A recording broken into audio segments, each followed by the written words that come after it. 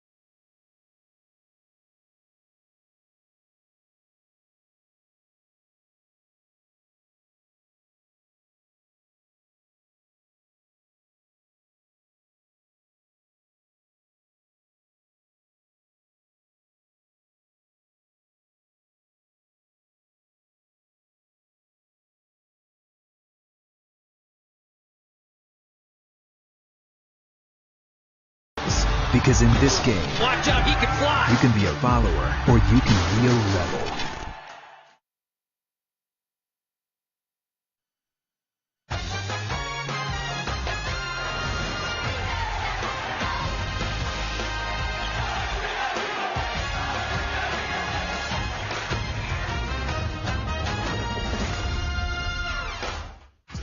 It's huge. Obviously, Coach Weir came from there, so it even means a lot more now that he's here with us. We definitely want to win that one, not only for Coach Weir, but for the state. So it's super exciting. A long-standing rivalry continues today, the Rio Grande rivalry. Of course, it started in 1904, that first meeting between New Mexico and New Mexico State. The Lobos with the win. 221st meeting today. The Lobos lead 121-99, but the Aggies could not win 100 in the history of the matchup. They have won 3 in a row. The pit is the place to be if you're in New Mexico today. Las Cruces just 222 miles away. It should be a very fun rivalry indeed. Hello everyone, Jenny Kavnar with the coach Joe Cravens. We love a good rivalry game, and this has all the makings this year. You know the Lobos, they want to make sure they stop that win streak. Well, Jenny, this is such a unique rivalry in that there are no pro sports here in the land of enchantment. You're either an Aggie or you're a Lobo. This is a long-standing and a terrific rivalry. Well, the place should be packed. They're going to see a lot of new faces on the hardwood today, but 2 familiar ones from the rivalry last year in Anthony Mathis, the three-point shooter for the Lobos, and A.J. Harris, the point guard for the Aggies. A.J. Harris is a 5'9" transfer from Ohio State. He's coming off a 17-point game in their loss to St. Mary's earlier in the week. He is preseason all WAC by virtue of the coaches' vote.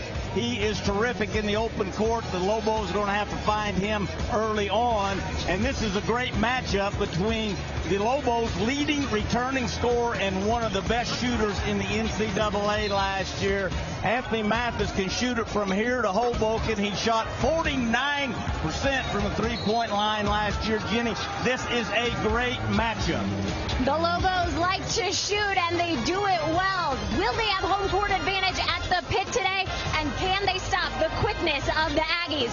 All those questions we'll find the answers to coming up with Tip next.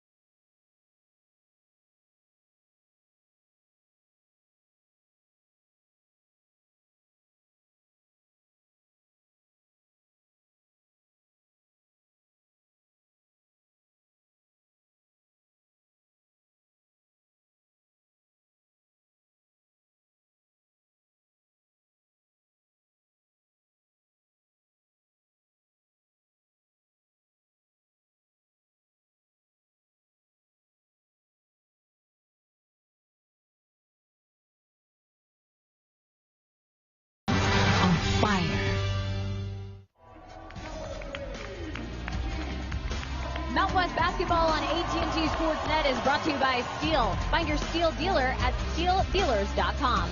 And by Mako. Visit your local Mako and turn your car you drive into the car you love. Well, we love a good rivalry, and that's exactly what's on hand at the pit in Albuquerque, New Mexico today. It's the New Mexico State Aggies traveling from Las Cruces to face the New Mexico Lobos. Let's get you the starting lineups of these two rivals. Of course, it's the Aggies who have won 3 straight, dating back to the era when Paul Weir was still there, of course, now with the Lobos.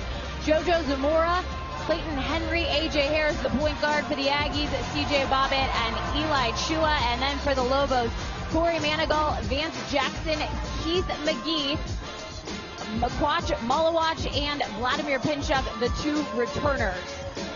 So, of course, this rivalry extends into the coaches, as we mentioned. Paul Weir came from New Mexico State last year, his first season with the Lobos, a slow start for them, and then they quickly got themselves to the Mountain West Conference Tournament in Las Vegas. High expectations for them this season. Well, Paul Weir has turned this program around pretty quick, Jenny. They were picked 9th this time last year in the preseason poll. They're picked 3rd this year, and gives you some indication of, again, how quickly he's turned the fortunes around of Lobo basketball. Well, Weir, of course, having success when he was with New Mexico State, 28 wins before coming over to the Lobos. Chris Jans took over, and what does he do?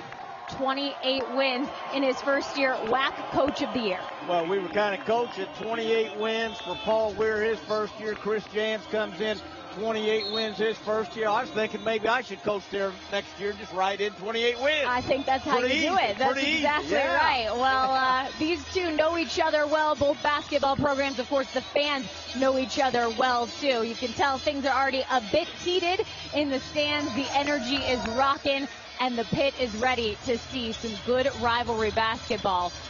We are, too, and glad you're along with us here on AT&T Sportsnet today.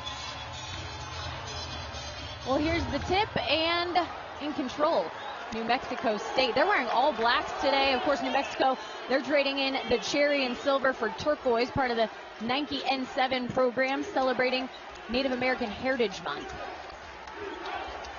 Well, the Aggies, the quicker of the 2 teams, and the Lobos, the larger of the 2 teams. Now, Lobos are not without some quickness. A.J. Harris pulls up, and right away 2 points for the Aggies. A.J. Harris coming off his season-high 17 in their loss earlier in the week to St. Mary's when they had a hard time shooting the ball in.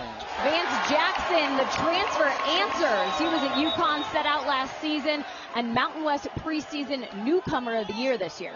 Well, Vance Jackson can really shoot it at 6'9". You'll see him drift out to that 3-point line. He is 5 of 12 so far in his early season from the 3-point line. Now, watch the Lobos will try to press virtually every possession defensively. And they have 3 different presses, Jenny. They'll either trap you on the first pass, their diamond and 1 press, they'll soft press you 2-2-1, or they'll man press you, and that's what they're doing now. And this is not an all-out pressure. This is just to try to get you to run a little bit of clock and maybe shoot yourself in the foot a little bit. And as Chris Jans said, the Lobos defense can really just kind of nag on you a little bit. They can be annoying to handle, and that's something the Aggies are going to have to respond to. And right there they do with an easy bucket for Chua. Well, that was set up by a great basket cut by C.J. Bobbitt, who went away to screen and then broke off the screen, got a wide open look, and gave up that easy look for a great look for the layup. In transition for the Aggies, Harris will bring the ball up and gets it right away to Zamora, missing the layup. Transition defense will be big on both of these teams' parts. I think this is going to be a very fast-paced game, so transition defense is going to be a huge, huge factor. Our first stoppage of the game, a foul on Zamora.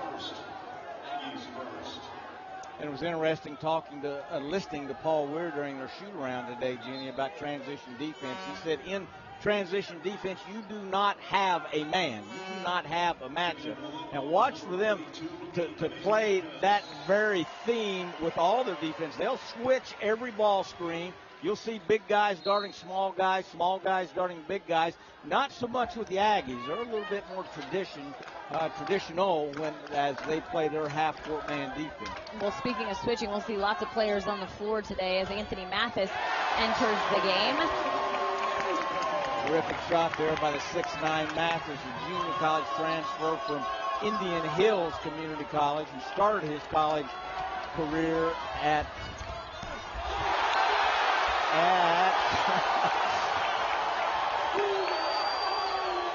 Pitt.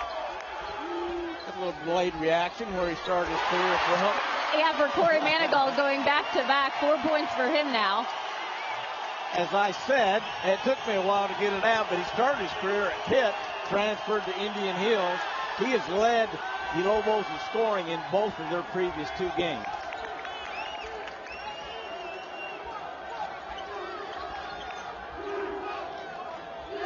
We just talked about a mismatch. There was Vance Jackson at 6'9", guarding the A.J. Harris. Now he's back on him again by virtue of another switch. Zamora drives again and kicks out. Henry missing. Three-point shooting, a huge problem for the Aggies in their loss to St. Mary's earlier in the week. Only 2 for 18, Jenny, 11% from the three-point line. A.J. Harris, JoJo Zamora, there's 2 starting guards, only 2 of 10 for the entire game. Yeah, they didn't have a three-pointer until the second half. It's going to be hard if you're going to go toe-to-toe with a team that's really good at three-point shooting in the Lobos. Well, they're coming off a loss to a very, very good St. Mary's team, a perennially top 20 team. And Chris Jan said he was not really disappointed. He said, we thought we did more harm to ourselves than what St. Mary's did to us.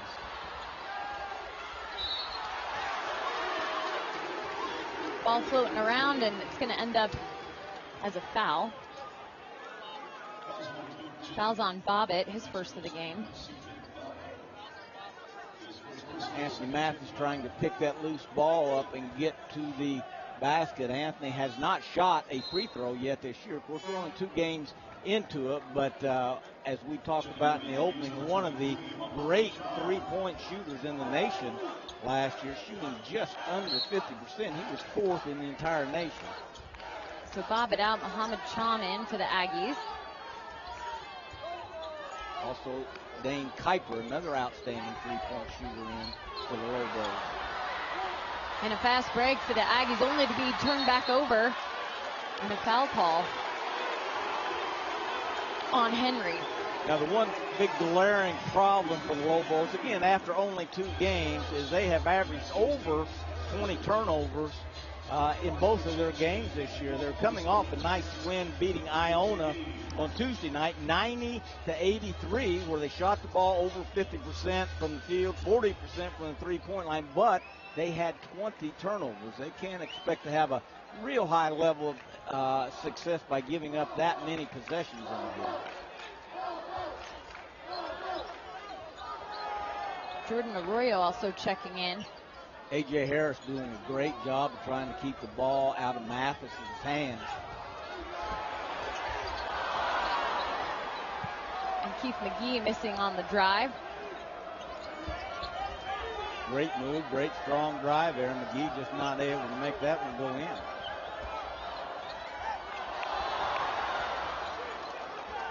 It's our first look of Yvonne Ure Coacheu. I will not make you say that 100 times very today. Good. As we were practicing that today, Jenny, I called Vegas to see what the over-under was on me saying that correct. It was not very good. The game right now is kind of resembling that same thing. 6-4.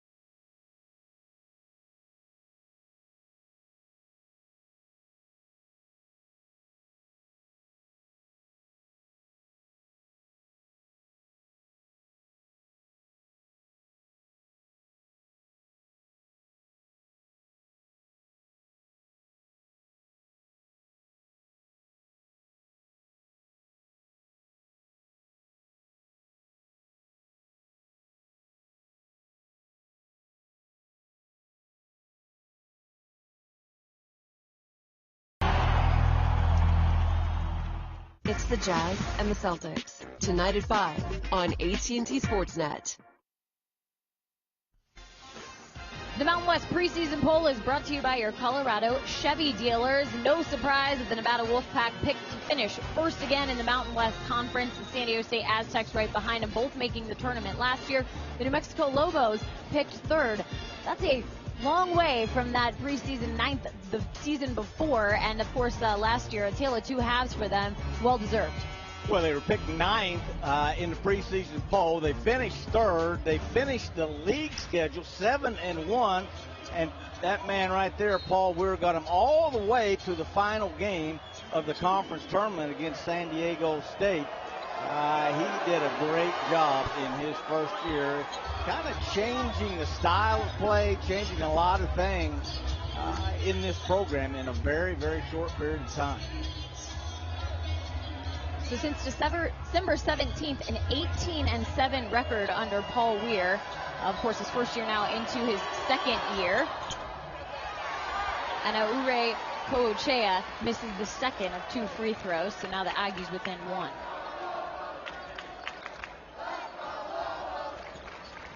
Both teams kind of retooling things, Jenny. The Aggies with 10 newcomers on their roster and Lobos with 9. There you see a new, if we could replay that, a new emphasis by the officials. The defender went under the ball screen. The ball screen guy rolled to the basket.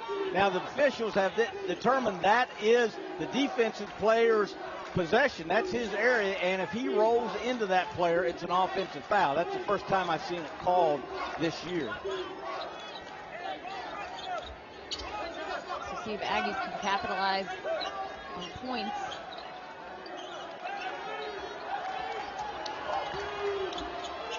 Here's to the drive. Good defense by Mathis. Gets a hand on the ball and kicks it out. Kuiper to McGee. Manigault back out. Kuiper, that's in his range, and it's good. Good for 2. Dane Kuiper coming off not such a great shooting game this week against Iona. Only 2 of 6, 1 of 4 from 3. And that's where he has grown as a shooter. Before, early in his career, he couldn't put it on the ground and create a shot. Watch this little quick, efficient shot fake. One dribble to his left, and he is a great shooter. Career high 24 here last year against Arizona when he hit 6 3-point shots. He and Anthony Mathis, great holdovers from the previous staff, Craig Neal. They have endured and kind of suffered through a lot of things here in the last couple of years. I tip my hat to both those young men, kind of persevering through some tough times, and I think they're being rewarded here as seniors. And Coach Weir even acknowledged that to us. He wants them to have a good senior year for what they have put up with, kind of endured here during their career. Yeah, Kuiper the lone returning starter, but you don't put much stock into starters on a Paul Weir coach team. He's now coming off the bench this season. Of course, 4 returners for the Lobos this year with 9 newcomers, 10 newcomers for the Aggies. Hard drive by Terrell Brown. They're the second leading scorer on this Aggie team, yet he has yet to start a game. This is their 4th game. He's averaging a little bit over 10 points. Watch him put his head down. That's kind of a tough matchup there for Kuiper. Brown, much more of a combo guard, smallish at 6'1". Dane Kuiper at 6'7". So again, laterally, that's a little bit of a challenge for Kuiper. Kuiper with 2 quick fouls. And that's going to be Lobo basketball. You know, really not a lot of turnovers, only 2 for the Aggies and 1 for the Lobos, but a lot of bodies flying around, that ball flying around too. Not a thing of beauty so far, only 8-5, not a high-scoring affair either, Jim. Yeah, Coach Weir mentioning, I think, an undefeated record with 20-plus turnovers in the game, and something he didn't want to exercise to see how long that could last. Yeah, he said we're 4-0 with 20-plus turnovers. That's not something I want to test each and every time. We had an outstanding conversation with Paul Weir at their shooter house, kind of refreshing his perspective of coaching and his perspective of life in general. I really enjoyed that. Kind of a new age coach, so to speak. Not one of those old school guys that coaching is the only thing in his life, that's for sure. Well, at 39, we're seeing a couple of young coaches now in the Mountain West Conference, and Mathis gets his first 3 of the game. Speaking of creating a three-point shot, Anthony Mathis coming off that high ball screen, putting it on the deck, 2 or 3 dribbles. That is not an easy shot. Anthony Mathis was more of a catch-and-shoot guy when he first got here. He is a great story. He scored 81 points combined his freshman and sophomore year. Last year exploded for over 400 points and set a school record for the most three-point shots made in a conference season. Lobos up by 6. The Aggies, another turnover for them. And the Lobos on the other end, setting something up.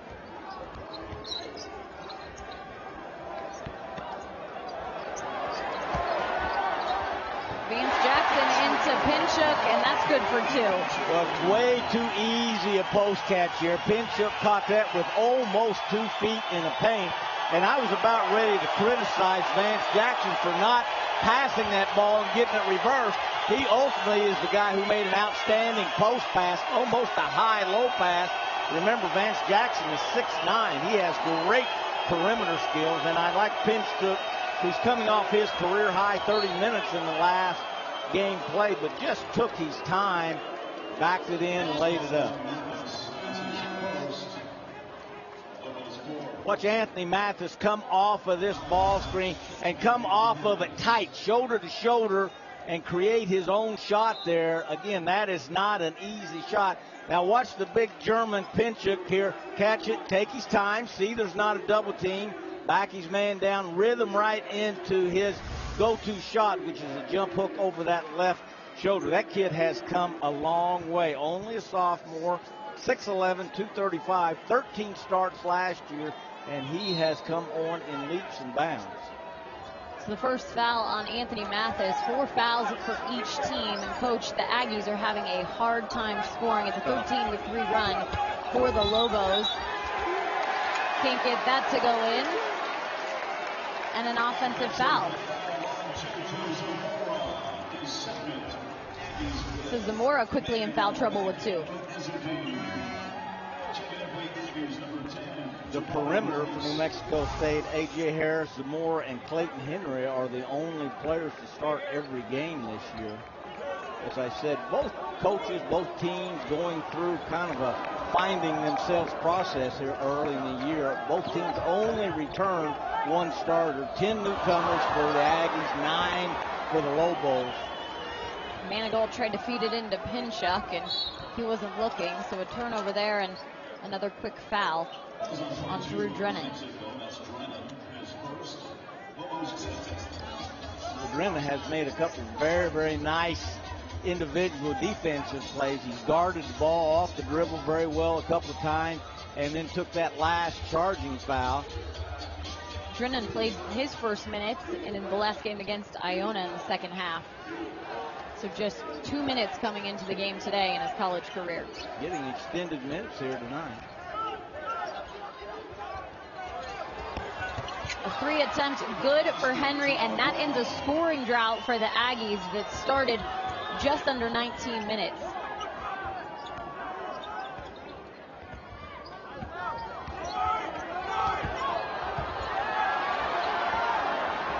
Jabari Rice with the ball. Goes up for the easy layup. Coach, we were watching him earlier today and shoot around the redshirt freshman, 6'4", just 165, but the guy can move. Well, that was a terrific finish there. Took that up through 2 defenders. Kind of made a powerful looking play for a guy that only weighs $165. Manigault looks for 3 off the mark. Now, that's not Manigault's game. He had only taken 1 3-point shot before this. He has some perimeter skills, but that's not the way you want to butter your bread, so to speak, to have him out there shooting a 3-pointer. This is the big guy who has perimeter skills. Vance Jackson is going to draw the foul call. 13-10, the Aggies getting closer.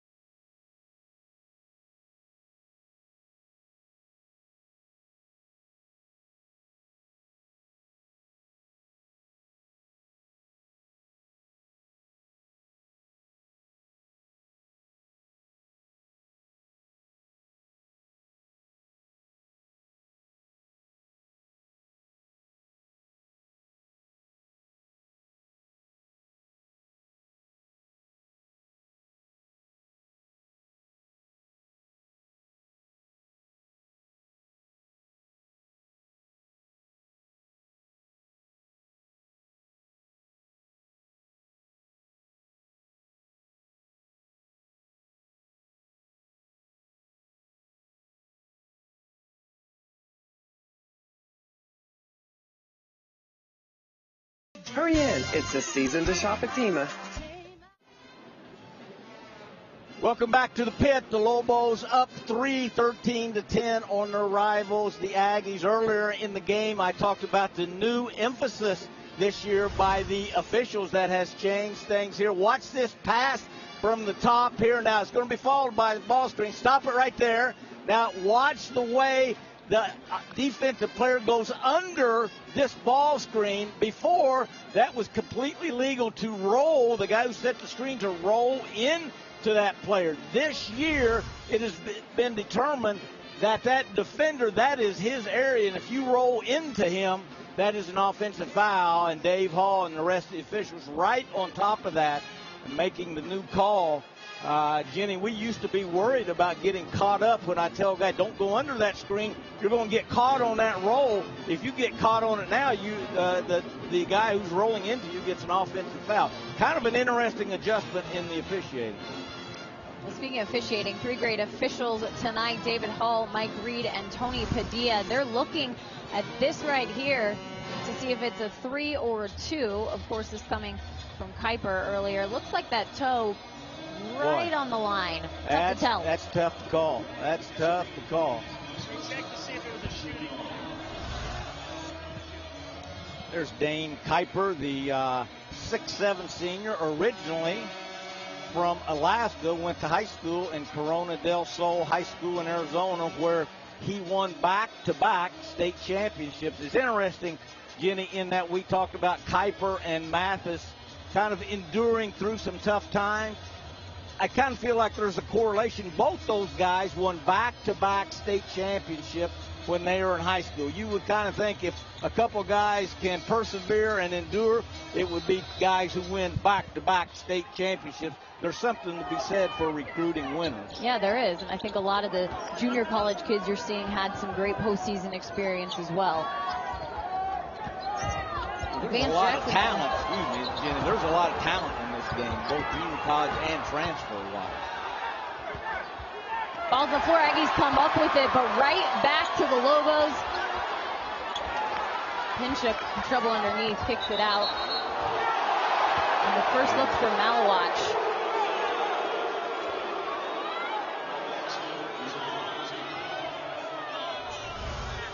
Malawach really kind of got in between decisions there. Should I shoot this? Should I drive it? Ended up being a little bit out of control. Pretty good individual defense picking up the charge. Malawach is a kid who we called Malawach last year, had very quietly corrected the SID. She said he's such a nice kid. He didn't say anything last year. Instead of Malawach, it is now Malawach. Malawach. I think as a freshman, he was just happy to be getting his minutes. Well, he had an outstanding freshman year. He averaged 9 points, which is 4th on the all-time freshman scoring record here for the Lobos, which kind of surprises me because obviously there's been some pretty good freshmen come through here.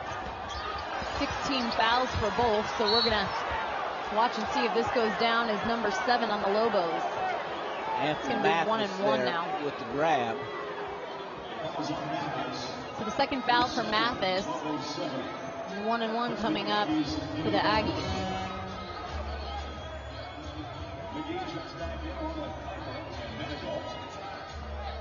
Well, we're getting our first look at, I think the first look at the other point guard for the Lobos, Keith McGee, who played at South Plains Junior College last year for an old buddy of mine, Steve Green. They won the national championship at Hutchinson, and he was the MVP of the entire tournament. A long drink of water, 6'3", 180. Anthony Mathis is truly a combo guard. He can play the point or the second guard. Keith McGee more of a pure point guard. So Terrell Brown making both. He now has 5 points. Terrell Brown has just been a blur, another outstanding junior college transfer in this game.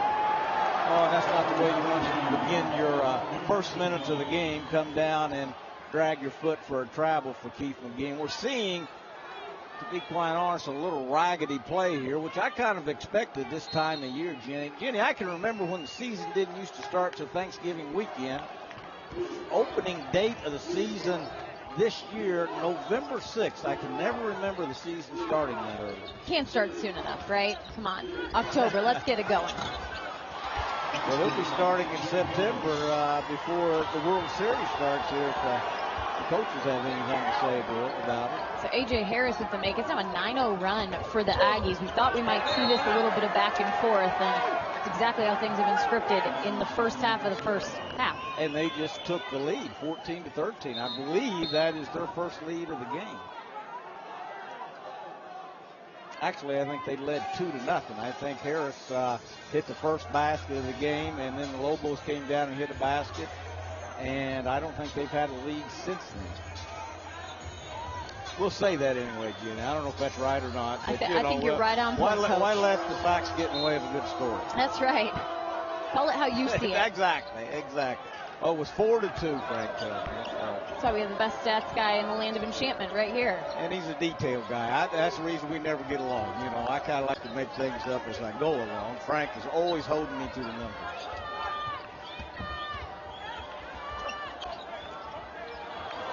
Kicks out 3 attempt for Jabari Rice, and count it. He now has 5 points on the evening.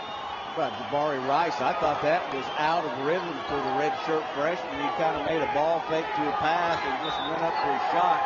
Usually that is not how you want to get to your jump shot. Well, you just saw Yvonne and Corey Manigault, former teammates at Indian Hills Community College, jawing at each other. You can sense this rivalry a little extra heated right now. Heating up a little bit here about 10 minutes into the game. It doesn't take either team very long to buy into a lot at stake here. A lot of bragging rights and a lot of pride. Well, Coach, you mentioned the season getting going earlier and earlier. We love college basketball on AT&T Sportsnet, and our coverage continues of Mountain West Hoops as the UNLV Runnin' Rebels host the Pacific Tigers. That coverage will start at 7 o'clock Tuesday night on your home for Mountain West basketball, AT&T Sportsnet. And UNLV coached by former New Mexico State coach Marvin Menzies. Who did an outstanding job there and left to go to UNLV, which allowed Paul Weir then to take over at New Mexico State. Of course, now Chris Jansen, his second year with the Aggies. Eli Chua, in fact, coached by all 3 coaches at New Mexico State, so he's had an array of different styles throughout his coaching career, or throughout his playing career, I should say. The last of the Marvin Menzies holdovers. It's going to stay Lobo basketball. Pretty acrobatic move by the official there, Mike Reed.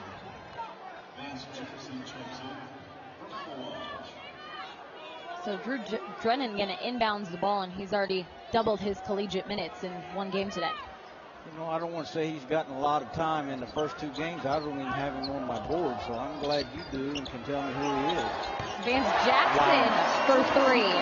That was a cool step behind the college 3, and what a quick release. That kid had a great impact at University of Connecticut, where he transferred from. He started 21 games for them and had 13 double-digit games. He is quite a talent and a great find for the Lobos. He's got 2 more years after this one. Such a great find, averaging a double-double. That in and out for Bobbitt, and back in for Yvonne. The big Spaniard. Coachea for 3 and fouled, so that's going to be 3 free throws coming up for Vance Jackson. Again, we mentioned it earlier, the Mountain West preseason newcomer of the year, and averaging a double-double so far this season. 6 Lobos in double figures. Look how far he is behind the 3-point line there. That's 2 steps. Coming into this game, after 2 games, he was shooting 43% from there and at 5 for 12.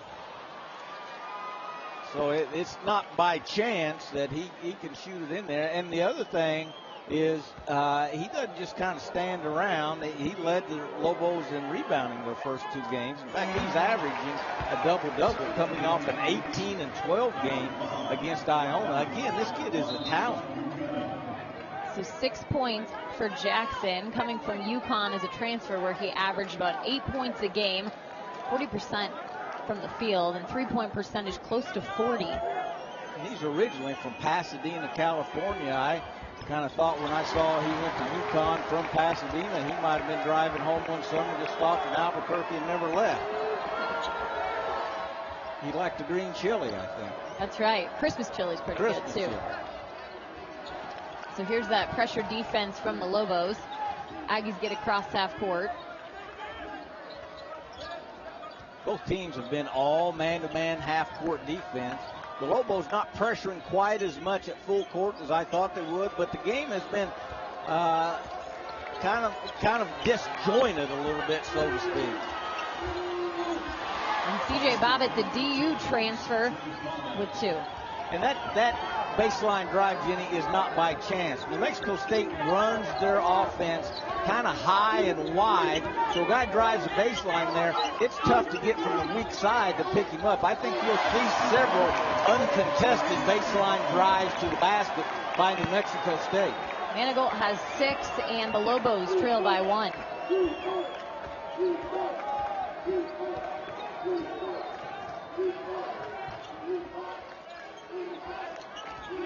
Clayton Henry showing a little versatility. Usually a small forward bringing the ball up the court then, 6'4". And Henry for 3 getting on the board. Showing a lot of versatility, bringing it up, getting it back, and shooting a 3 in. A kid from Calgary, Canada, one of many Canadians that have played at New Mexico State over the years. Palm Beach State College transfer could be an X factor for the Aggies. Deep 3 attempt for Jackson, no good. Deep is no exaggeration there. That was almost from the New Mexico State bench. That was a little bit of a heat check. Brown drives, and Drew Drennan picking up his 2nd foul. So we're going to have a 1-and-1 when we return. 24-20. Aggies lead the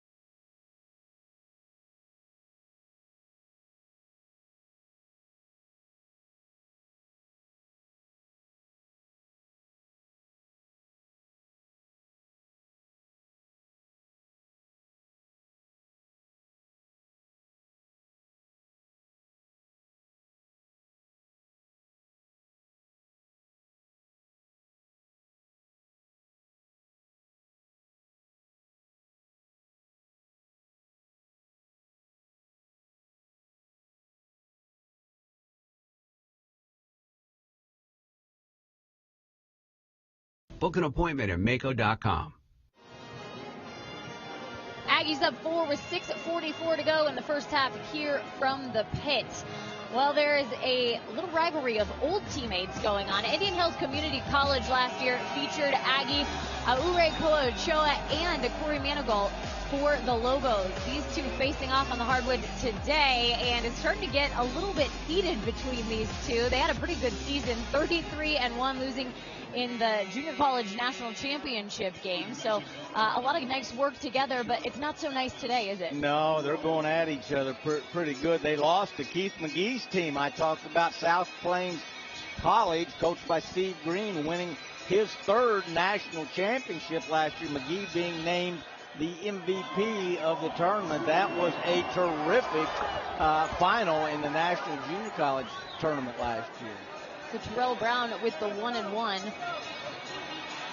tell you, Terrell Brown plays at 1 speed. You talk about another outstanding junior college transfer. His team won the California State Junior College Championship. A lot of people don't know this, Jenny. California plays their own state tournament. They don't play in the national tournament, and his team went 33-1 and won the state tournament, which is their national championship. Dave Hall calling a foul on Bobbitt. So Arroyo's going to get a 1-and-1.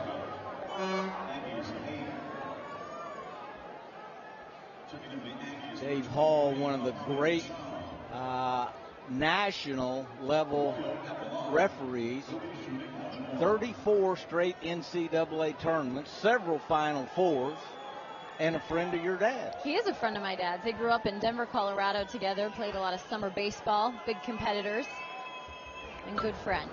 And gave me my first technical in my college career. So you weren't good friends with Dave Well, Hall early on. you know what? It was really a funny story.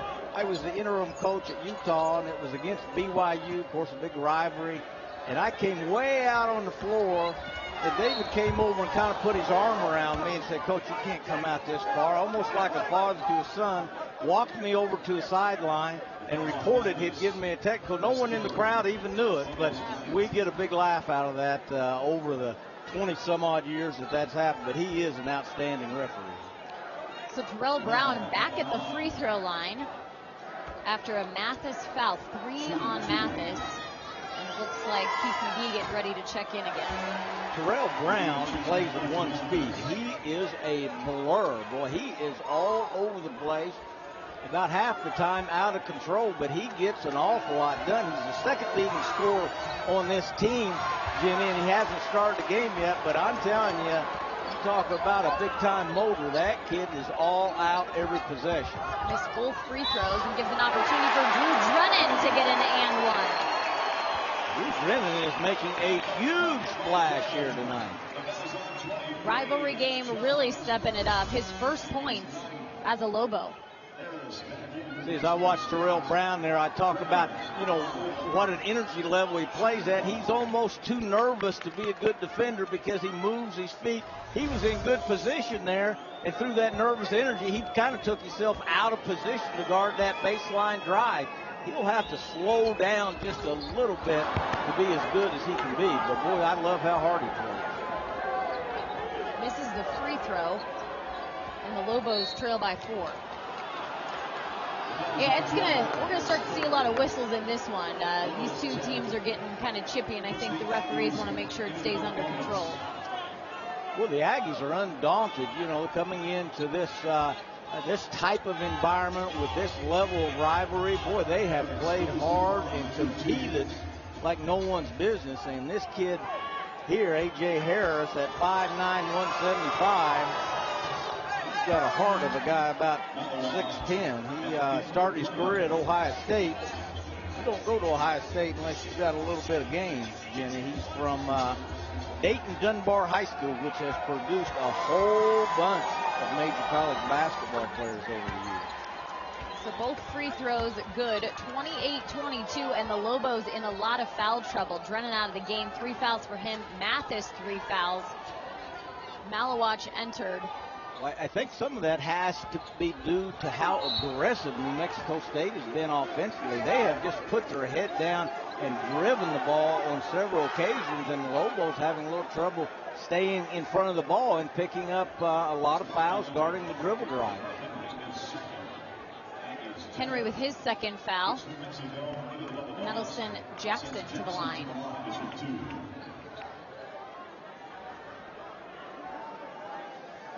So in the bonus now, 10 fouls for each team. As I said, boy, what a great talent this kid is. 6'9", about 230, shoots it easy from the three-point line, an outstanding rebounder. I guess I'm not the only guy that thinks that, since he was voted the preseason newcomer of the year. Might be someone else out there that thinks that too, or a couple people.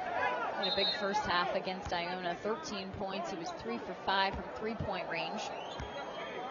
See 1 3 from him tonight. Both free throws good. 9 points now for Jackson, and still a 4-point lead for the Aggies with 5:44 to go. And one of the main cogs in this Lobo offense, Anthony Mathis, saddled with 2 fouls early in this, 3 fouls in this first half. Only has 3 points. He hit that off of that ball screen where he dribbled into a 3-point shot. That has hurt the Lobos at the offensive end. Now the Lobos, because of that foul trouble, I assume, now playing a 2-3 zone at half court. Shot clock down to 5. They had to fire, and Harris gets the points. 3 for him, 31-24 Aggies.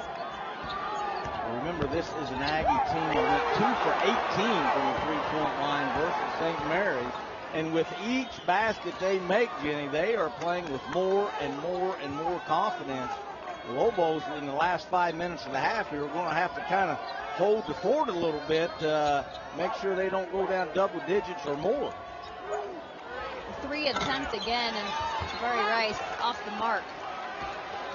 Jabari Rice, I talked about, he made a 3 a few minutes ago off a pass fake. I didn't think that was a great shot selection by Jabari Rice. Jordan Arroyo with the follow-through. His first points of the night. Great follow-up by Jordan Arroyo, a local kid from Albuquerque.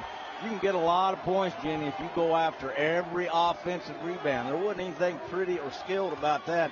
Arroyo, a 6'7" freshman, just went and fetched that one and put it back in. 3-point, good. Sean with the 3. Sean at 6'9", the junior college transfer. Everyone getting into the act, shooting it in now. And again, the Aggies 2 for 18 on their home court earlier in the week, and they're just lighting it up from the three-point line here on the Lobos home court. 5 for 8 on their rivals court, and answers is Keith McGee on the board with 3-pointer. Well, this is starting to look like a game of horse now. I believe the last 5 shots from both teams combined, or last 5 out of 6, take a Royals putback in there, have been 3-pointed, Tim. Takes the 3 and drives. Good for Sean. 5 quick points. There's that baseline drive I referred to earlier, because the Aggies play that offense so high and wide, and a great finish by Vance Jackson to pull his team with.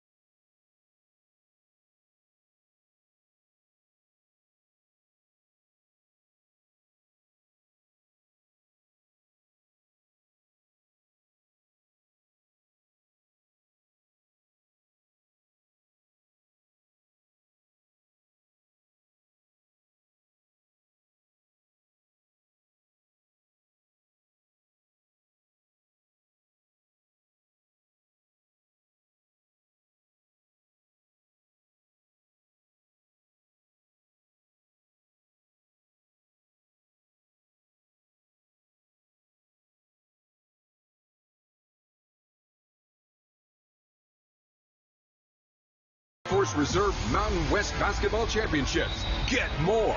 Be there. The land of enchantment, full of beauty. White Sands National Monument, 275 square miles of white sand dunes right here in New Mexico. Lots of beauty to be enjoyed, and a rivalry game, too.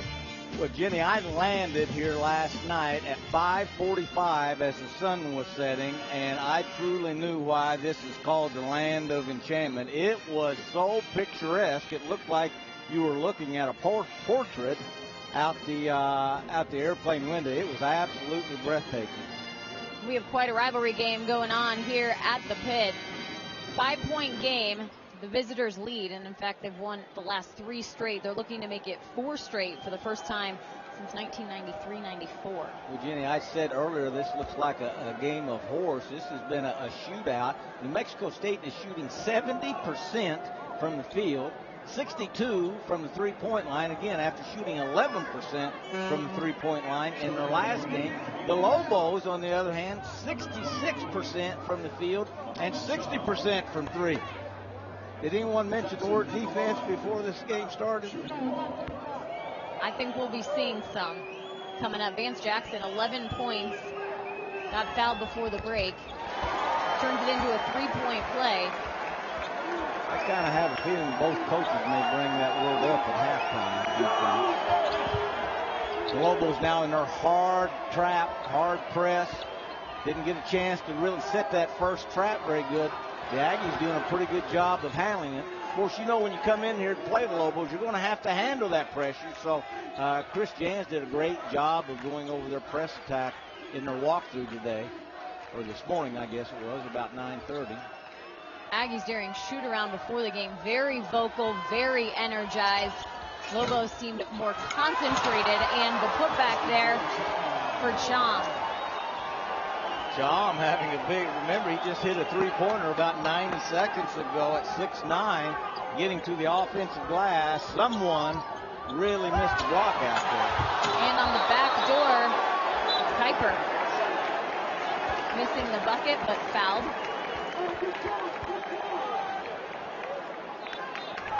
Watch Mohamed Cham here getting to the offensive glass from the perimeter. Remember, I said after Jordan Arroyo for the Lobos had gotten a putback, you can get a whole lot done if you commit yourself, if you're a big guy, to go to the offensive glass every time. You're going to get a couple of those every game. So goaltending for Kuiper, and it's Aggies' ball. That Lobos pressure coming out, but the Aggies handling it, getting it across half court. A nice job by A.J. Harris. They broke the pressure. He kind of backed it out, so let's run a little half-court offense now. A.J. Harris dishes it out, and they reset. Shot clock winding down under 10. Cham for three, no good. Foul on New Mexico. No, I correct myself. Foul is on the Aggies. Number 22, Chua with his first foul. Well, I thought for sure that was a pushing foul on Easy of the Lobos. I didn't see that. Not to say that wasn't the right call, but I didn't. I sure thought that Chua had got thrown to the floor. Chua didn't see it either as he tried to make his case to the official. Dave Hall coming over to correct. They just pointed the wrong way. I've done that before. Have you? I think I did that a couple of times today. And we'll probably do it a couple of times tonight. Kareem Ezzedine misses the first. Good-looking junior college transfer there. Ezzedine from Paris, France. One of, I didn't count them, but several international players in the game tonight. Lobos as a team shooting 68% from the free throw line in this young season coming into the game. Misses both for Ezzedine, and it remains a 4-point game under 2 minutes. So the Lobos have kind of gotten themselves straightened out a little bit, down only 4 now. They've gotten a couple consecutive stops here. Brown with the floater, and Jabari Rice with the putback. That's 2 easy putbacks in about the last 2 minutes. And I think, even though he's one of my favorite guys, Dane Kuiper was the guy who missed that block out. Kuiper up, missing the layup.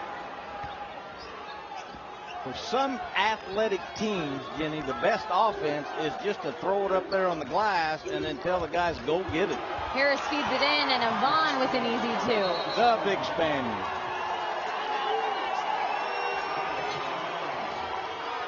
Terrific pick and roll here by A.J. Harris, the oldest play in basketball. Nice left-handed pass to the lefty. The Aggies getting several easy baskets here on offensive putbacks, and then that easy roll to the basket. Are now shooting 65% from the field, 55 from 3. Again, not the type of defense I don't think either coach had in mind as they were coming into this game. Well, we talked about three-pointers being a sore spot for the Aggies coming into the game. Just 2 for 18 in their last against St. Mary's. But you know what? Sometimes you got to just keep firing. And today they've done that. 5 for 9 behind the three-point line. And 4 different guys. They've gotten one apiece. 5 different guys have gotten one apiece. It hadn't been just one guy that's hurt them. and big guys and small guys. Chom has hit one at 6'9". So again, this is kind of resembling an old-fashioned shootout. Remember, early in the game, Jenny, I said this isn't the high-scoring game I thought it was going to be. The pace has picked up and the shooting has picked up here in the last 10 minutes, 42-34. New Mexico State threatening to hang 50 here in the first half on the Lobos. The largest lead for the Aggies at 8 with a minute 18 remaining, and they're beating the Lobos at their own game, as we mentioned, with the three-point shot.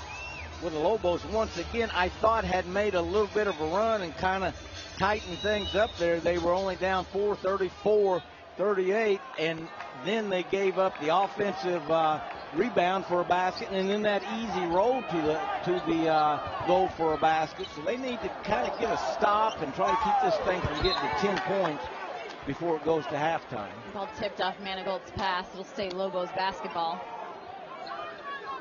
What's your best bet here, Coach, to set up what?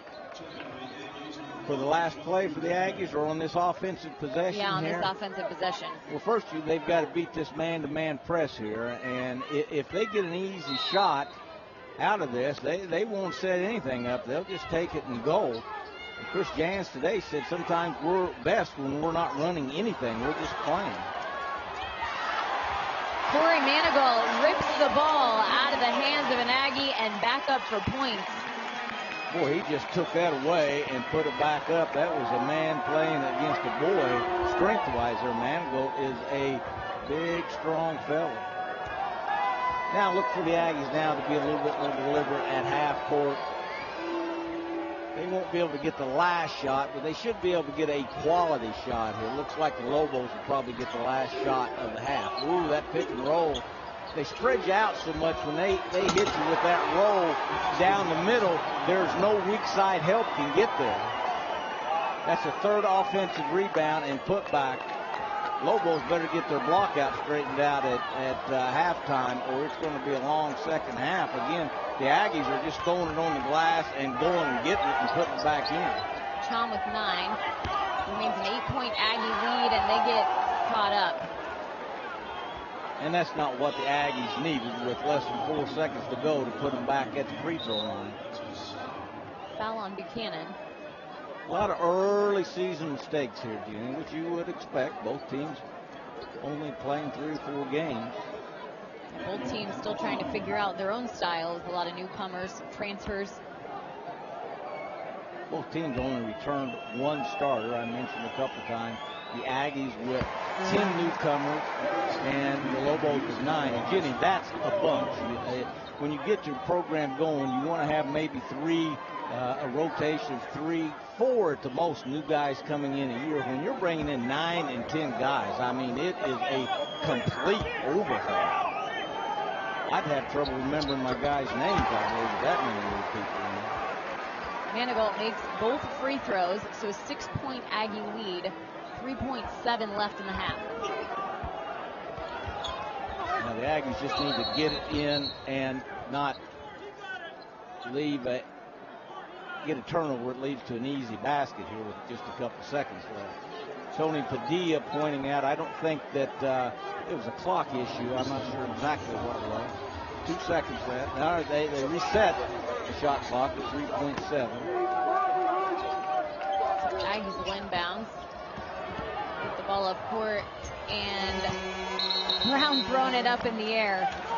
Aggie's going to be happy with a 6-point lead going into half at the pitch. So 44-38, New Mexico State leading the Lobos. Coming up at the half, we're going to take a closer look at what's ahead for New Mexico this season. You're watching Mountain West Basketball on AT&T Sportsnet.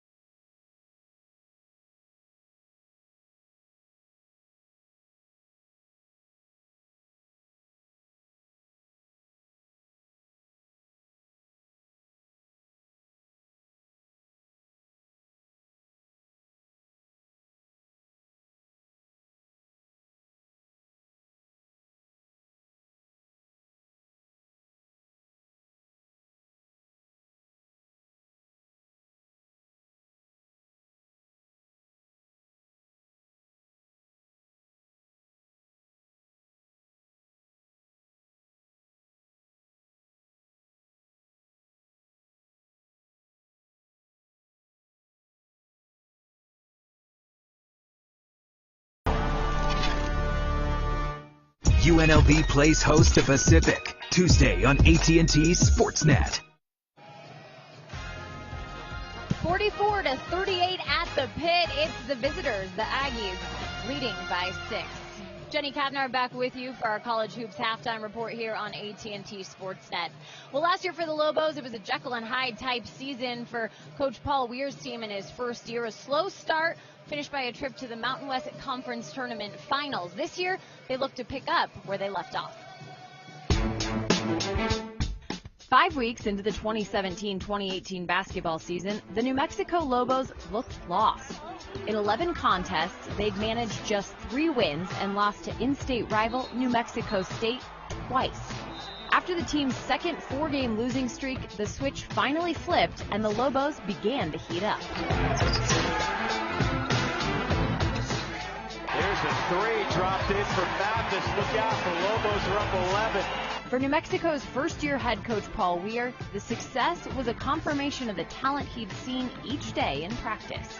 As the year went on and we slowly started to kind of gain some momentum and play the way I thought we could have played when the season started, it was like, yeah, no, we did have this all along. So it was kind of encouraging in that regard. From December 16th through the Mountain West Tournament in March, the Lobos went 16-7 and came within 1 win of an NCAA tournament berth. If you went to a home game and watched us play in November or December, and then you went to watch one in the middle of February, I think you would have seen 2 different teams, 2 different crowds, just 2 different energies. And I think the way we kind of finished our season has really piqued a lot of people's interest and gotten them excited about Lobo basketball again. That excitement includes a preseason conference ranking of 3rd for the Lobos, 6 spots higher than last year's expected finish. The last couple years I've been here, it wasn't expected that we get to the tournament or even are a very good team. So this year we have a lot of pressure, but we're going to be the best team we can possibly be. To be the best they can be, the Lobos will have to build on the lessons learned from last year's rough beginning. The season at the start wasn't what any of us would have wanted, but I think it happened for a reason, and it allowed a lot of people to grow and our team to kind of grow overall. I think it's just all about the start we have. We started 3-8 last year, which wasn't ideal, but we picked it up, and so we're hoping to have a better start, which I think will just lead to a better season. Get a wide open Kuiper 3 and splashes it. Well, the Lobos have started non-conference play 2-0, and they're 18-7 since mid-December. They're trailing, though, to their rivals, the New Mexico State Aggies, here at the half by 6, 44-38.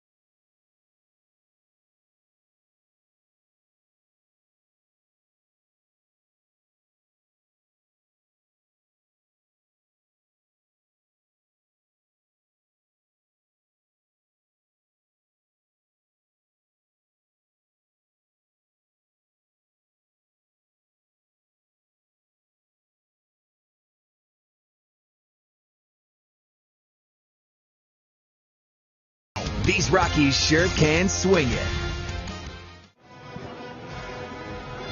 44-38, the Aggies over the Lobos at halftime here at the pits. Hello everyone, Jenny Kavnar, Joe Cravens with you. Well, a first half that we kind of expected in a rivalry game. There were some runs, the Lobos had a 13-3 early run, and then really New Mexico State taking over. Well, New Mexico State is a team that shot 36% on their home court on Wednesday night. They are shooting a sizzling 64% here in the first half on the Lobos home court. That's the good news. The bad news is they're giving up 63.6% to the Lobos. Both teams just shooting the heck out of the ball, both from inside the three and outside the three. A.J. Harris, the outstanding point guard for the Aggies, having a big night. And the Aggies just ultra aggressive offensively, in my mind, Jenny, and playing, again, not like a team that shot 36% earlier in the week and 2 for 18 from the three earlier in the week. But I think both, and I made light of this, both coaches got to be mentioning the word defense here at halftime. Neither team has blocked out well and rebounded well at the defensive end, and both teams have given up a lot of easy baskets. Yes, some foul trouble, too, for the Lobos to watch out. 2 guys with 3 apiece. So we'll see if that defense can show up in the second half. Again, it's the Aggies looking for their 4th straight win in this rivalry game. Lobos got to put a stop to it if they want that to end.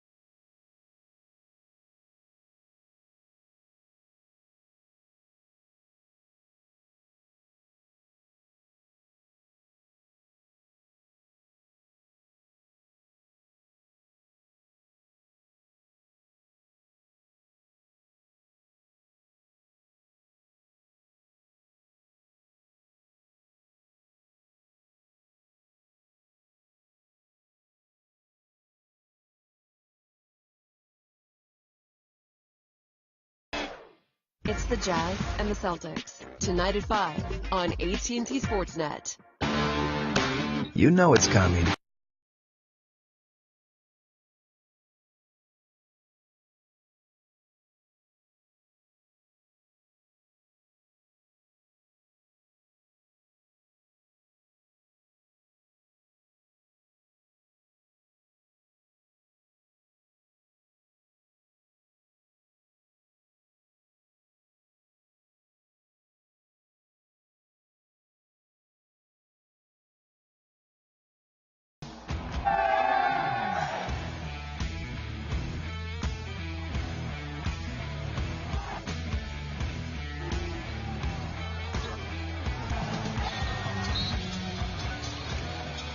The Rio Grande rivalry is alive here at the pit in Albuquerque. 222 miles separate these teams from Las Cruces to Albuquerque, and it's the visitors right now that have come in with a vengeance. They've won 3 straight. They're looking to make it 4, and they have a 6-point lead at the half. 44-38, Aggies lead the Lobos.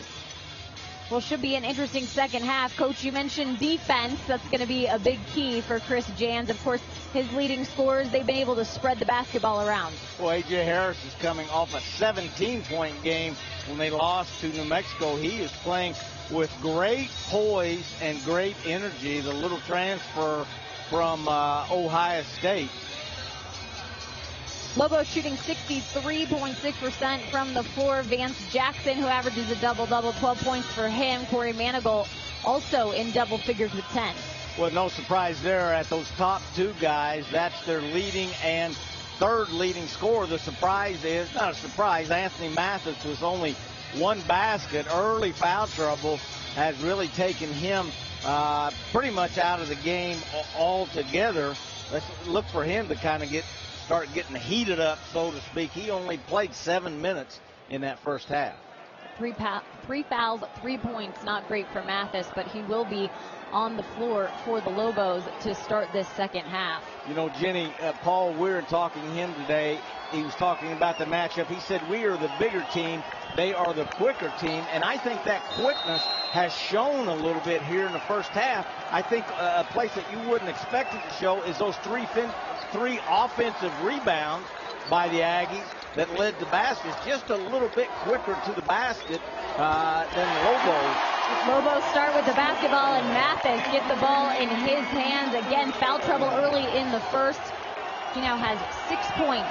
Well, he shot that quick as a hiccup, too. That ball hit his hand, and it almost like that was a touch shot. That was a terrifically quick release.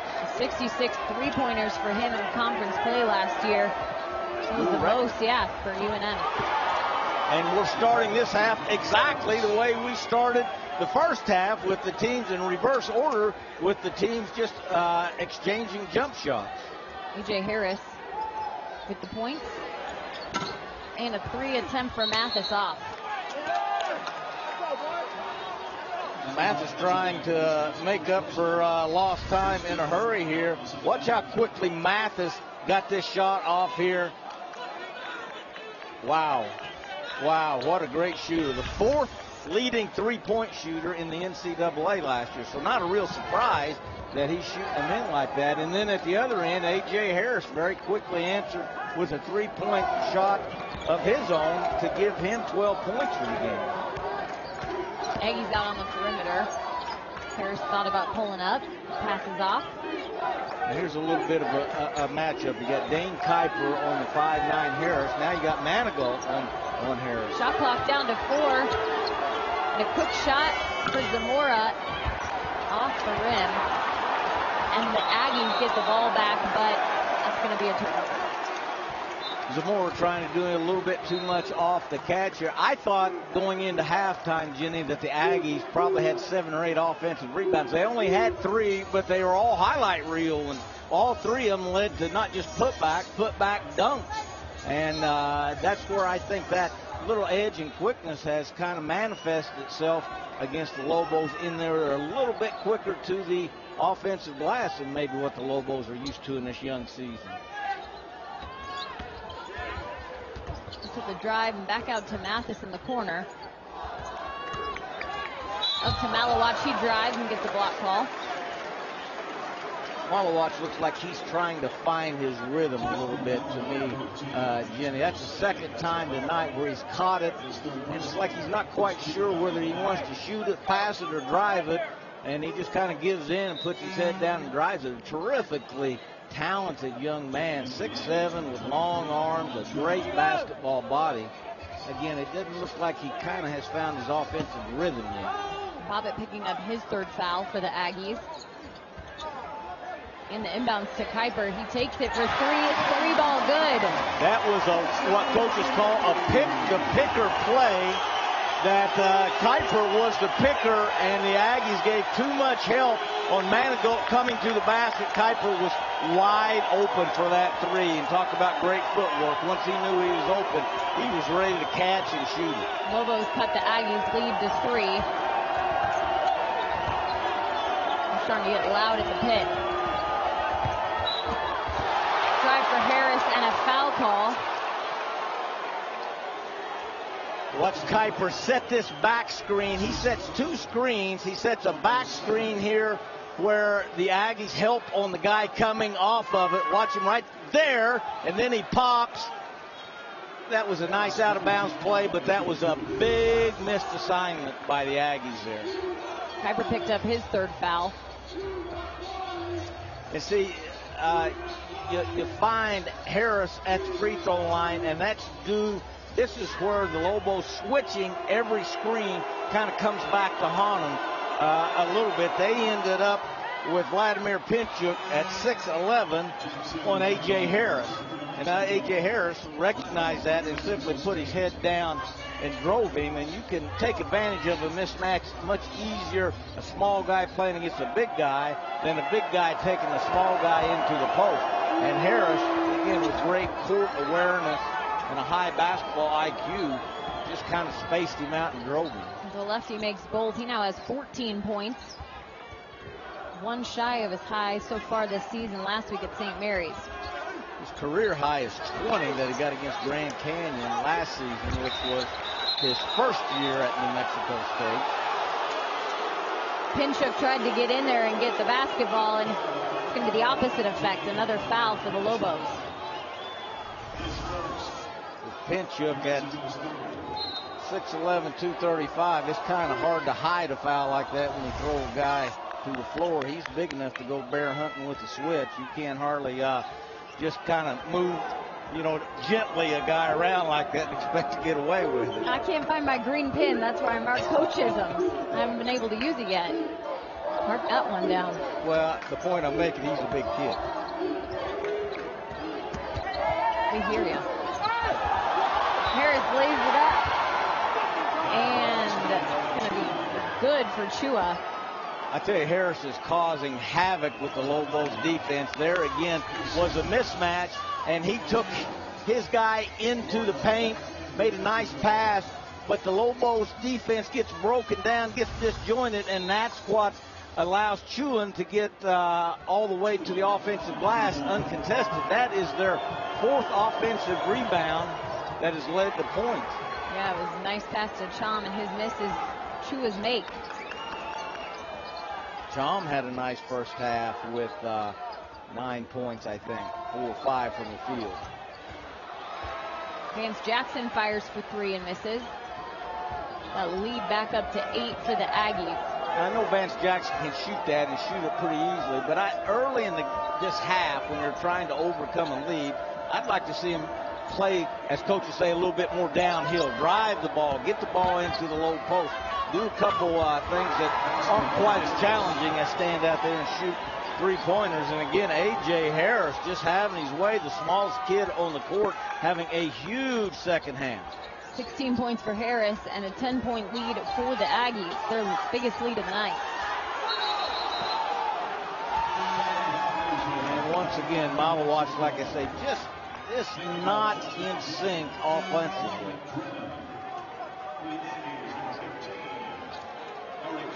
Malawatch and Arroyo coming off the court, so some fresh bodies for the Lobos.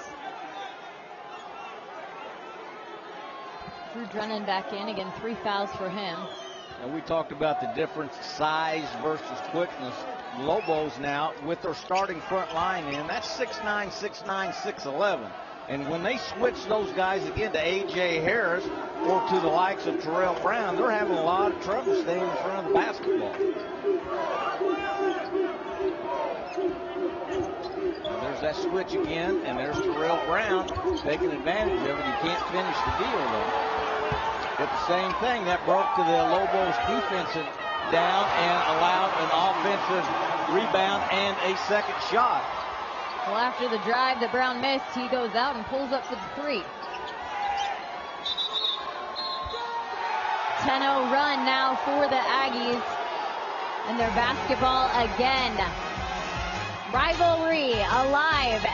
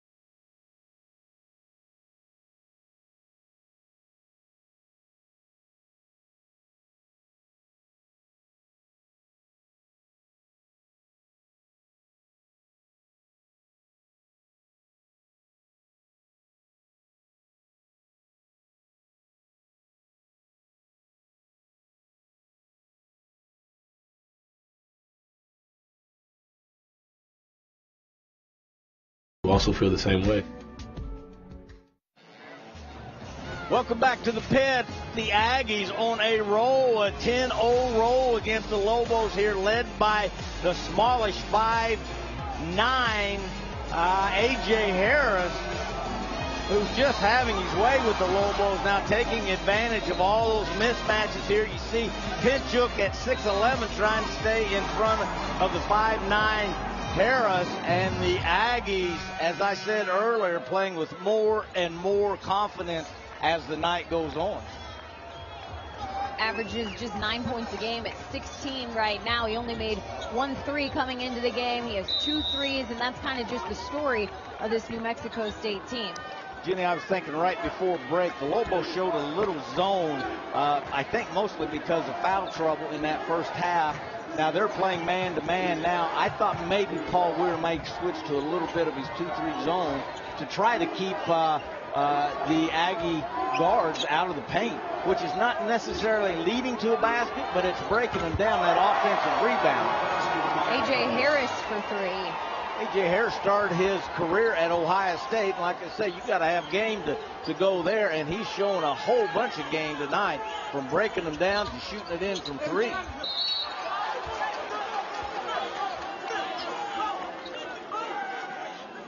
And to get back to that point I made about the Aggies' quickness, it just seems like, Jenny, they're a half a step quicker getting to almost every play. Defensively, offensively, loose balls, they are really taking advantage quickness-wise of the Lobos.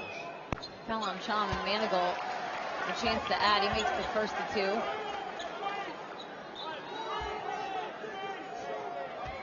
Boy, Manigault and Jackson are 2 outstanding-looking basketball players at 6'9", 225, and 230.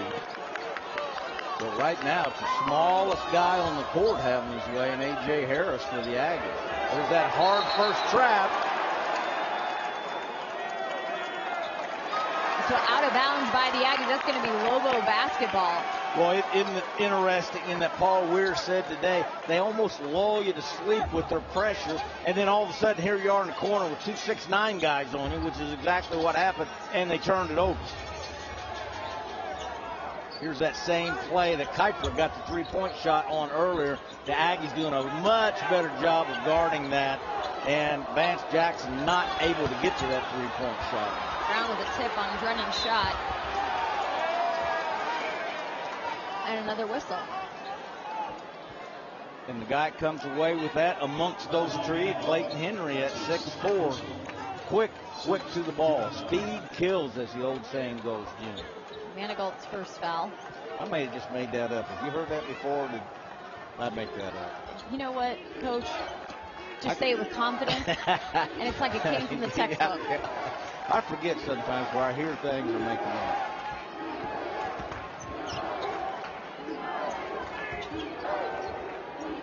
see the way the Aggies are running that offense high and wide. And wide open. No good for Clayton Henry firing the three. So once again, A.J. Harris breaking down the defense, getting all the way to the paint. Manigault inside, can't get it to go. Gets his own rebound and an and-one situation for Corey Manigault. Size versus strength that time, or versus quickness, and that time the size and strength won out with Manigault being sawmill strong amongst the Aggies here. Look at him. Wow, go up again in a crowd, two hands. That's a man-sized rebound there. Manigault, an 80% free throw shooter. Well, he's been to the free throw line a bunch tonight, too. I'm trying to find how many free throws he has shot. 7 free throws already tonight. Did you say 77? That's a lot of free throws. 7 free throws. Now the Lobos on this situation gives them a chance to set up their press. But remember, they turned over the Aggies last time. They're not going to turn it over when they get it to Harris with a full head of steam that way. Speed of Harris broke the press and got the Aggies into their offense. Brown will drive. He'll take it and the easy layup. Now that time it was not a mismatch. That's just a poor job by my guy, Anthony Mathis, guarding the ball there. And like I say, the Aggies have just put their head down and driven it and created a lot of problems, one being foul problems by the Lobos. Manigault will get the Watch and Terrell one Brownhill, and I talked about what a flurry he plays with here. I mean, he has one speed there, and that is the quickness, and here is the size and strength of Manigault, who at 6'9", 225 is a handful when he goes to the basket. I mentioned it, perfect from the line, 5 for 5. That'll be a 6th free throw attempt and count it. 18 points for Manigault, which is his average so far this season. So the Lobos being a little bit better offensively, making their free throws gives them a chance to set their press, but boy, it's tough to press A.J. Harris. And it's tough to guard A.J. Harris. Another three-pointer. He's shaking his head. He can't believe he's on fire. How about that? He gets the ball 75 feet from the basket, dribbles it straight down, jumps up, and shoots a three-point shot in. Not exactly the shot you want out of your point guard, unless it goes in. Then it's exactly the shot you want out of your point guard. How you drew it up, right? Exactly. But he is playing with great confidence. The Aggies up 13 now. Harris, 22 points. Perfect from behind the arc, 4 for 4. That opportunity misses for Babbitt and out of bounds. Watch Harris. This was part of their press attack. He got it, drove it, like I said, 75 feet down. Kind of a hard drive there, created a little space, and jumped up and shot it in. A well-needed rest, probably a well-deserved and needed rest by A.J. Harris out of the game now. For the Lobos to come back, they're down 13. They've got to get some stops, Jenny, which they just got one. You don't come back from a double-digit deficit by just playing offense. They have got to get the Aggies stopped. Ezadine loses the ball, and now you have black jerseys and turquoise jerseys on the floor. And the referees, Tony Padilla and Dave Hall, kind of talking their way through it.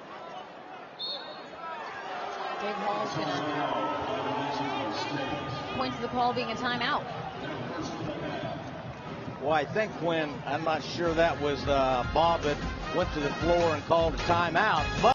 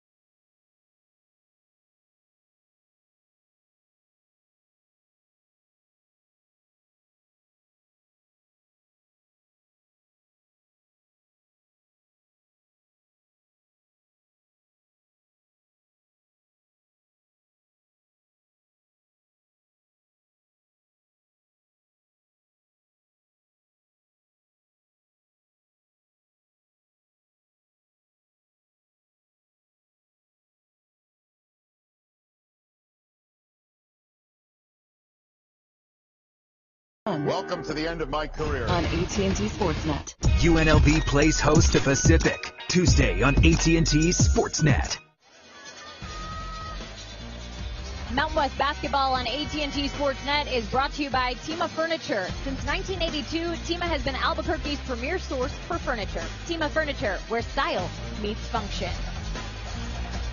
And here at Dream Style Arena at the pit, 65-52. Aggies with a 13-point lead. Excuse me, I wanted to make this observation. Paul Weir, coming out of that timeout, has gone to a small lineup now. They are playing both point guards together, playing Malwatch, who's normally their small forward, and Dane Kuiper. They've gone from a big lineup to a small lineup to go along with Pinchuk. The Aggies have doubled them up rebounding-wise, 20-10. And Mathis with the bucket. And that small lineup paid off by getting a foul, but unfortunately Mathis picked it up and got a charging foul, which I think is his fourth foul and has to come out of the game immediately. And now they've gone back to a little bit bigger lineup. But I like what Paul Weir did then. I think was trying to match quickness to quickness. Looks like an and one turned into a charge, and you're right, 4 fouls will send Mathis to the bench. That's a big turnaround. That could have got it to 10, and now it's still 13, and the Aggies with the ball. Here's that baseline drive I talked about, because the Aggies running that half-court offense high and wide and kind of lifting or taking away that weak side defense. Pinchuk with the block, looking to give the Lobos a lift, but instead the basketball going out of bounds. It'll be Aggie ball. That just simply went through Vance Jackson's hands. He just could not corral that one. That was not a great pass, but it wasn't an awful pass either. This is a good matchup. Keith McGee on A.J. Harris. 2 pure point guards. Harris with 22 points, drives to the hoop. Why not? He gets fouled. And again, Harris is just having his way. I thought Keith McGee would, again, be a pretty good matchup to him. McGee kind of looked over his shoulder, anticipating that ball screen, which left Pinchuk then to try to pick up A.J. Harris again. And that's 6'11" on 5'9", and that may be good in a fist fight, but that's not very good when you're trying to guard the dribble drive. Makes the front end 23 points, a career high now for A.J. Harris. The redshirt junior out of Ohio State, his second year at New Mexico State. I said earlier, from Dayton Dunbar, a school that has produced a multitude of Division I players. Man, he's putting on a show here tonight. It's no wonder he was listed as a preseason first-team All-WAC. Anthony Mathis, the third leading scorer and best three-point shooter for the Lobos, on the bench with 4 fouls. Ball watch up to the top of the key, back in the Pinchuk. He can't convert. Well, that was a great defensive play by Bobbitt, who came from the weak side. And again, with that speed and athleticism, made up a lot of ground. And A.J. Harris is just in the gym by himself right now. I was going to say, are we on the playground? Because A.J. Harris is going to work. And with each shot, his grin gets bigger and wider. Again, he looks like he's just shooting around by himself. 26 points for A.J. Harris, leading all Aggies. It's pretty good from 3-point.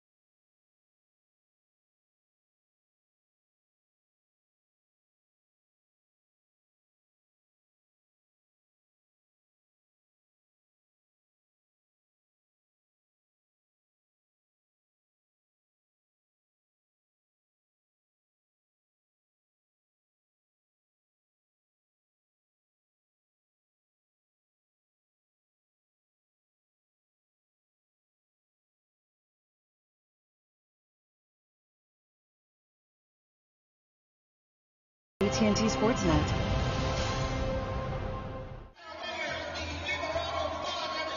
Well, it's not a rivalry game without tempers flaring. That's starting to happen here as the Aggies lead builds to 69-52. Right as we were going to break, you see Paul Weir walking out on the floor, throwing his hands up in the air. Mike Reed not happy with it, throwing the technical on the second-year head coach for the Lobos. Well, that was preceded by Mike Reed calling an offensive foul on Vance Jackson as he drove to the basket, a push-off foul with his left hand that obviously Paul Weir and the crowd did not agree with. A lot of frustration right now on the sideline if you're down 17 with 11 minutes to go on your home court. A lot of those points belonging to A.J. Harris on the evening, so they send him to the line. He misses the first free throw. He's missed his last 2 free throws. He can't miss a shot from the three-point line, but he's missed his last 2 free throws. 6 for 8 now from the charity stripe for A.J. Harris and 27 points. And that lead has blossomed to 18. And this is the great thing about college basketball, Jenny. This is a New Mexico State team that in their last home game, a loss on Wednesday night, they shot 36% from the field, 11% from 3. They couldn't find the basket, and now they are just playing lights out offensively. A.J. Harris doing a nice job. Once he gets a step on you, he kind of cuts that angle down to where you're not going to get back in front of him. Smart point guard. Piper got a hand on the ball and then goes after Rice to try and get the basketball. And Buchanan will drive. Foul going on Manifold. Well, for just a couple possessions, the Lobos were playing with both their point guards. That didn't last very long as Anthony Mathis picked up his 4th foul. But now the Aggies, for the first time tonight, kind of going even quicker, playing with both of their point guards, Buchanan and A.J. Harris. And I think a nice move by Paul Weir, seeing how A.J. Harris was breaking those switches, those ball screen switches down. So what's he do? He puts his other point guard in, says, well, let's take 2 to tango here, and 2 guys break down the defense. Buchanan makes the first, misses the second.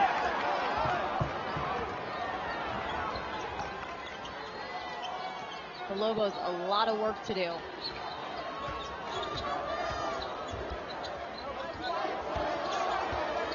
Manifold posting up and call out of bounds. You could do a coaching clinic, Jenny, on the difference of the way both teams are playing the ball screen. The ball screen has changed college basketball in that years ago you used to have to guard maybe 1 per possession and maybe 10 or 12 a game. You've got to guard about 5 or 6 per possession now. And again, the Lobos switching everything.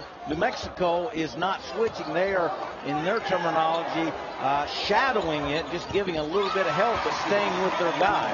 Manifold pulls up and knocks 20 points for him. And the pressure from the Lobos deep.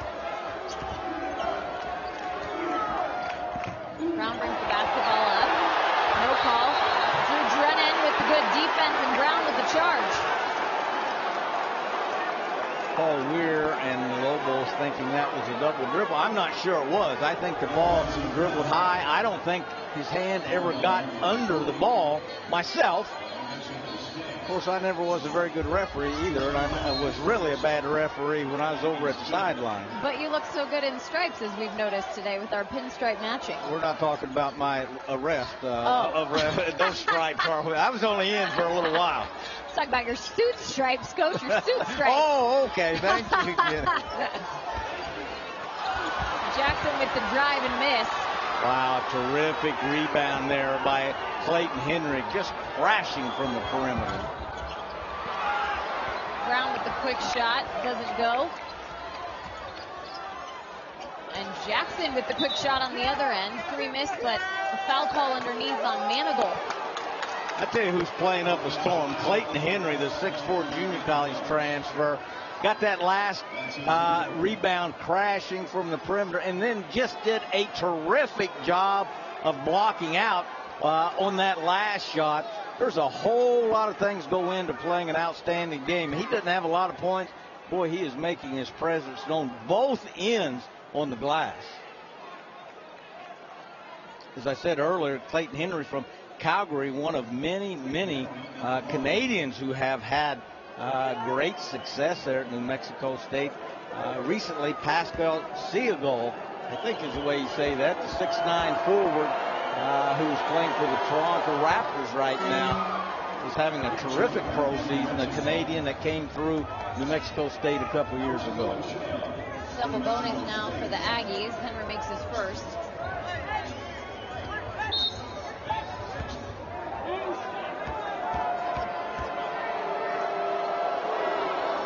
And Henry perfect from the line. Lead up to 73-54. A.J. Harris has not only been good offensively, boy, he's been really good in that full court defense, putting great heat on the ball handler. Malawach with an air ball, so shot clock doesn't reset down to 14. And a foul call on the Aggies. A.J. Harris with his second foul.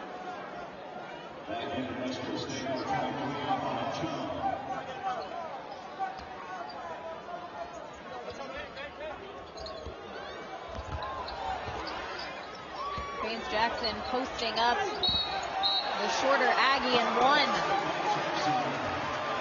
Well, that was an out-of-bounds lob to Vance Jackson from the sideline that he couldn't quite complete, but he was able to get his own rebound, kind of gather himself and go up against Brown. And we've talked a lot tonight about mismatches and how A.J. Harris is taking advantage of a small guy against a big guy. That time, Jackson took care of a mismatch, a big guy on a small guy. Can't convert the and one. 14 points for Jackson.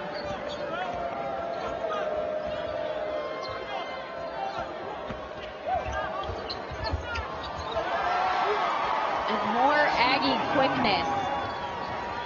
Brown to Henry. I tell you what, they're really, speaking of the Lobos, have an awful hard time finding a matchup for Dane Kuiper. Kuiper having a really playing a small forward at 6'7". He's matched up against Brown. He's matched up against Clayton Henry, and boy, he's having a hard time laterally staying in front of those quick perimeter players from the Aggies. 1-and-1 for Pinchuk. Doesn't go in, and your guy, the Spaniard. Vance Jackson can't rebound. There's not enough time to try to say his name in basketball. Koachea, coach. Hey, there we go, kiddo. That's going to be Lobo basketball, pass out of bounds. You know, you almost, if you're coaching the Aggies, they play with such quickness on defense. You want to play really quick defensively, but slow down a little bit offensively, and they're playing with the same at the same speed offensively, which sometimes is not good. You feel like they're rushing a little bit, causing them shooting themselves in the foot a little bit with turnovers. Nice defense by Chom, the junior college player. Vance Jackson for three, trying to get the Lobos back in this, cuts the Aggies lead to 16. I tell you, I think if I were guarding Jackson or playing against him, I would tell my guy, do not, when he's on the weak side offensively, don't leave him. Just stand there. Don't let him kick it back out to him to get a three-point shot, because in that situation, that came from point penetration to the weak side, the classic draw and kick. Drive and dish. Brown out to Henry. Doesn't convert.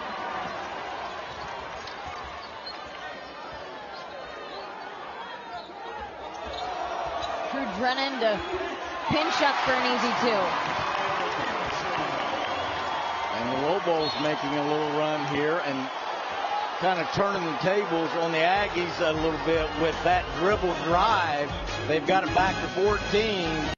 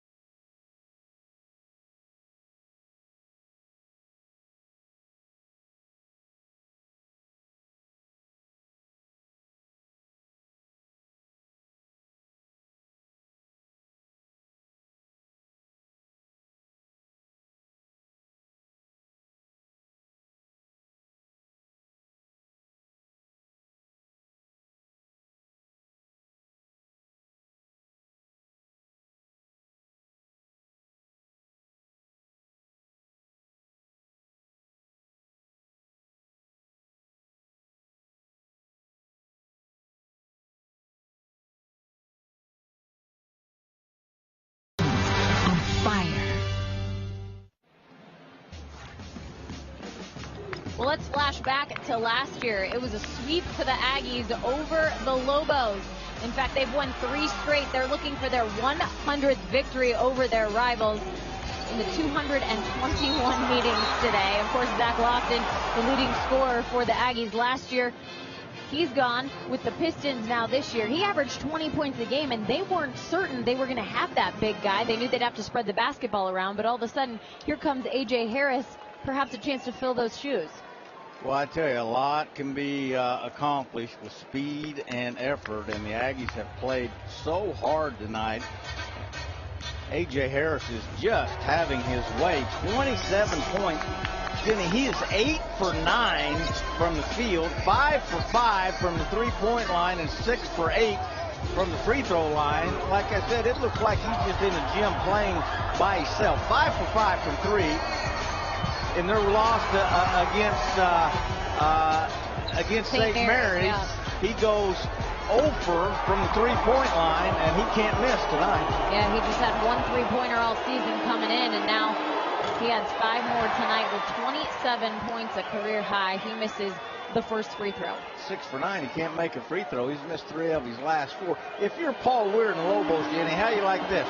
You're shooting 63% from the field. You're shooting 60% from the three-point line, and you're down 15. Well, and the other team's shooting over 70% in the second half. That'll happen to you. I think he's probably pointed that out as well. So a 15-point game. Aggies lead, 7:30 left. I tell you, one of my favorite guys on this team is that guy right there who can catch and shoot it with the best of them. That's 6'7" Dane Kuiper. He had 6 made three-point shots against Arizona last year, but he has been relatively quiet, almost taken out of the game with this New Mexico State quickness. Right on average, 10 points for Kuiper. It has been the quickness of New Mexico State, though, and driving to the hole. Terrell Brown again with free throws coming up. And it's not always, as I have talked about tonight, a mismatch in size. There's been several times a guy like Terrell Brown, who, like I say, only plays at 1 speed, which is really fast, just puts his head down and takes on whoever's guarding him. And the Lobos have gotten to the point they just cannot keep him out of the paint.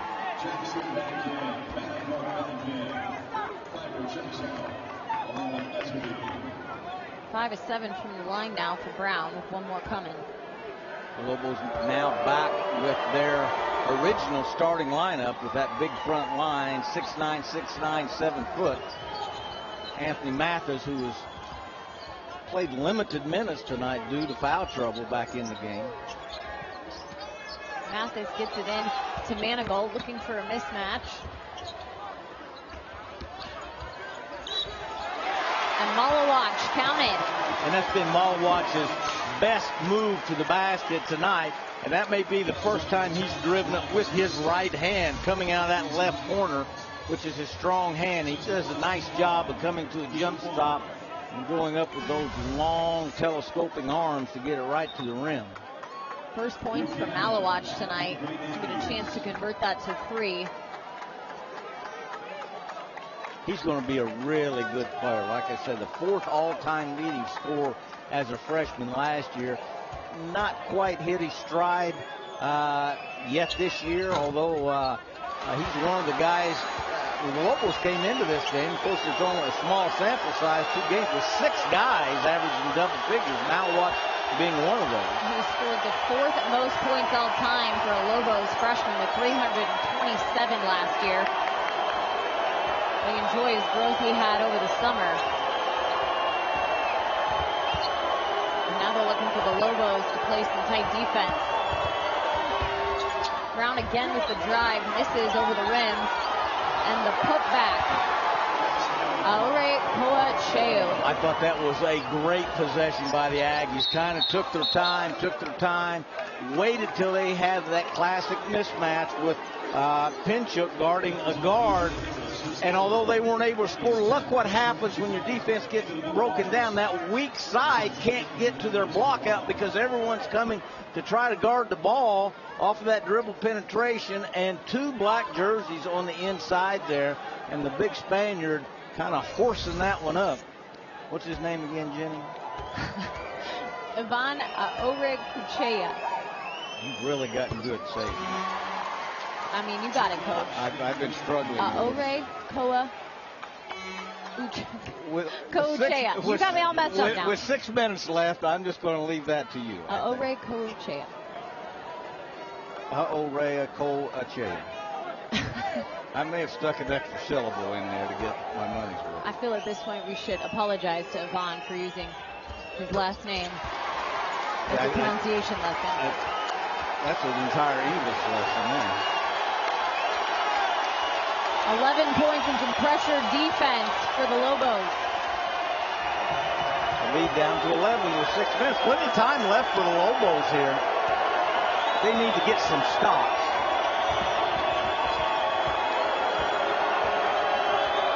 Good decision there by Clayton Henry, the Canadian.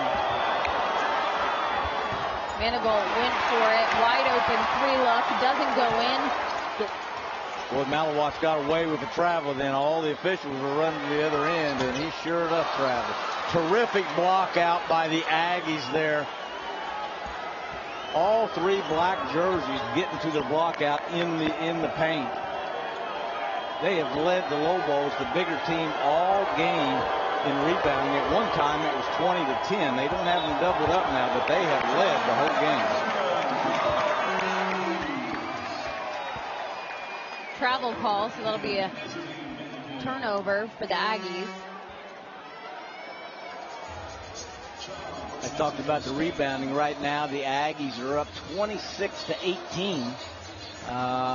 Over the Lobos on rebounding, and that's not a lot of rebounds, but there hadn't been a whole lot of misses. Both teams shooting such a high percentage.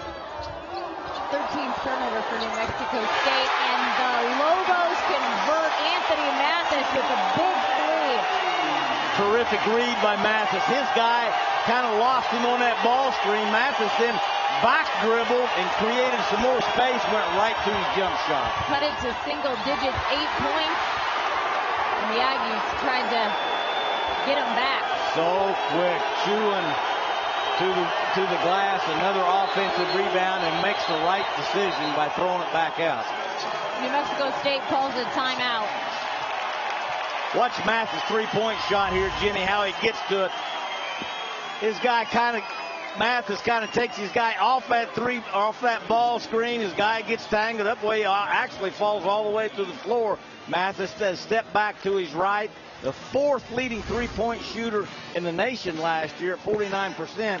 You can't give him that wide open shot or he'll knock it down.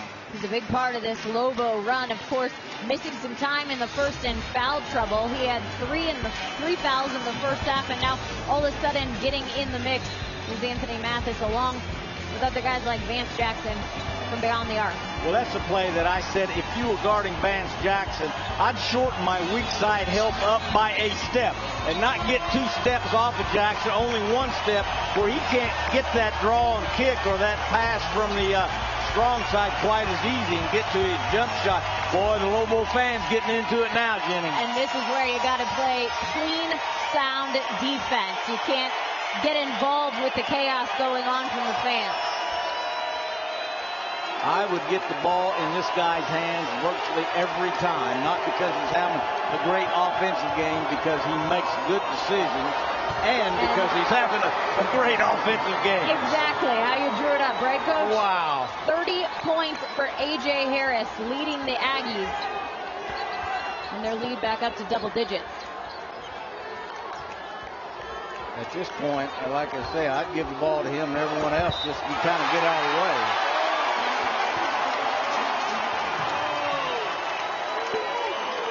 Boy, Vance Jackson is such a talented offensive player. He shot it in from 3. Look at him taking this.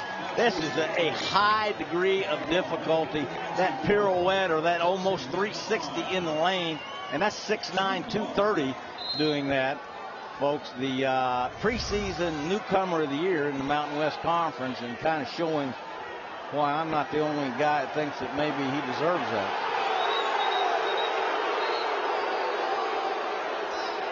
Well, both teams going to their bench like there was a timeout. Mike Reed blowing his whistle and saying, where's everyone going? Let's come on out and shoot these free throws. Delay of game warning for New Mexico State as Chris Jans calls his team over to the bench. New Mexico in quite a bit of foul trouble as we go down the stretch here with 4:15 left. Mathis was 4 and Manigault was 4. 2 starters. Mathis has played very, very limited minutes tonight. James Jackson looking to convert on the and one, and he can't, but it's going to be a lane violation. Boy, I like their effort then. The Aggies I'm talking about, really aggressive to this block out. Watch the 2 guys in the black shirts pinch the guy in between. One of them just got in a little bit too quick. Watch him pinch this guy now. One of them's going to have to take the shooter in case there's a miss. Jabari Rice with that violation, and fans can't convert on the freebie.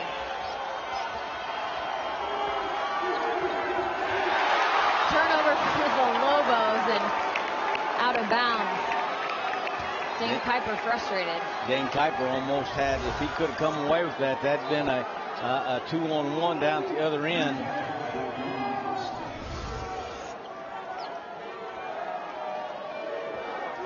Lobos with 2 timeouts. New Mexico State with 1 timeout as we're in 5 seconds get inside of the 4-minute mark. Get it in the easy way, and A.J. Harris will take it up with Mathis on him.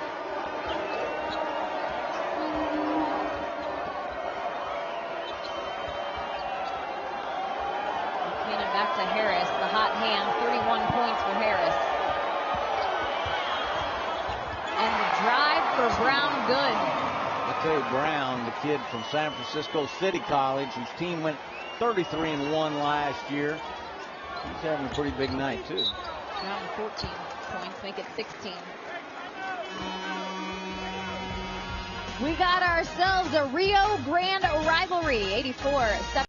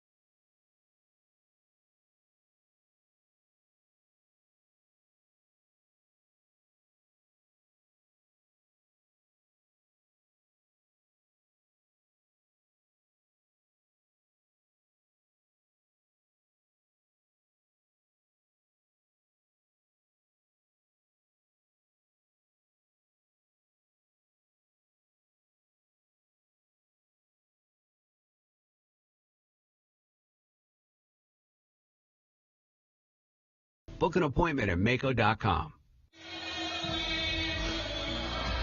Mountain West Basketball on AT&T Sportsnet is brought to you by Mako. Visit your local Mako and turn the car you drive into the car you love. And by Gallus Chevrolet. When buying your next vehicle, experience the Gallus Chevrolet difference. It's how we've done business for over 100 years.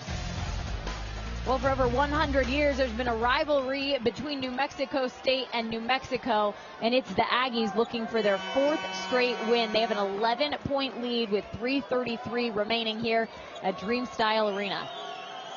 Mathis is shooting free throws, and the first one good. Mathis had not shot a free throw until this game. Of course, that had only been 2 games.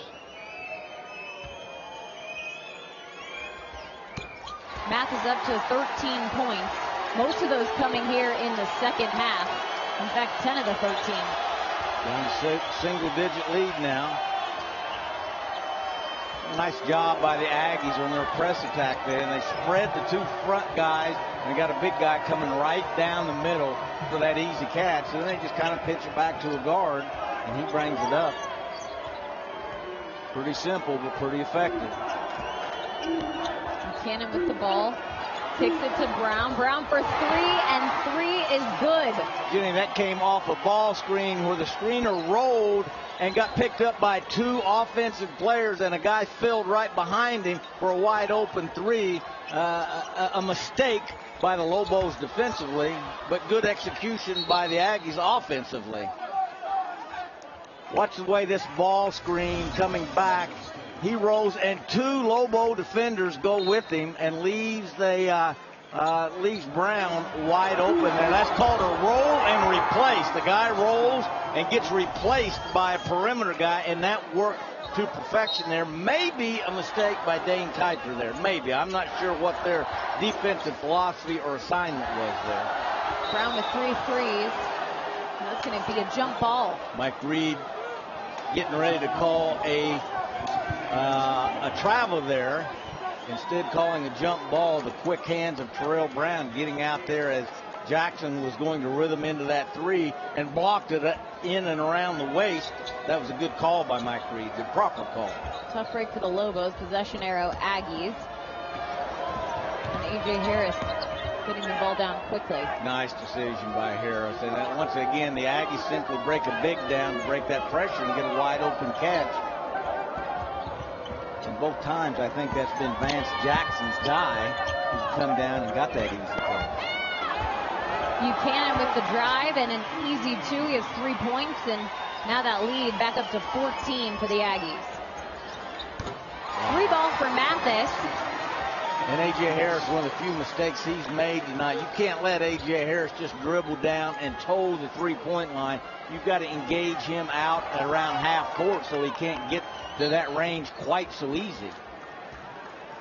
The Lobos now trying to extend the game by sending the Aggies to the free throw line pretty early with 2 minutes left, but they're down 11 points now. Probably the right thing to do.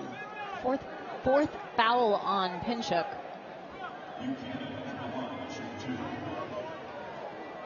Boy, I tell you, if the Aggies hang on and win, that 3-hour bus ride back home for Coach Chris Jans is going to be like a ride on clouds. I tell you, there's nothing like going on the road and getting a win and then that trip home. You just feel like you don't have a care in the world. Well, he's undefeated in his young coaching career at New Mexico State against their in-state rivals and also against their I-10 rivals in UTEP.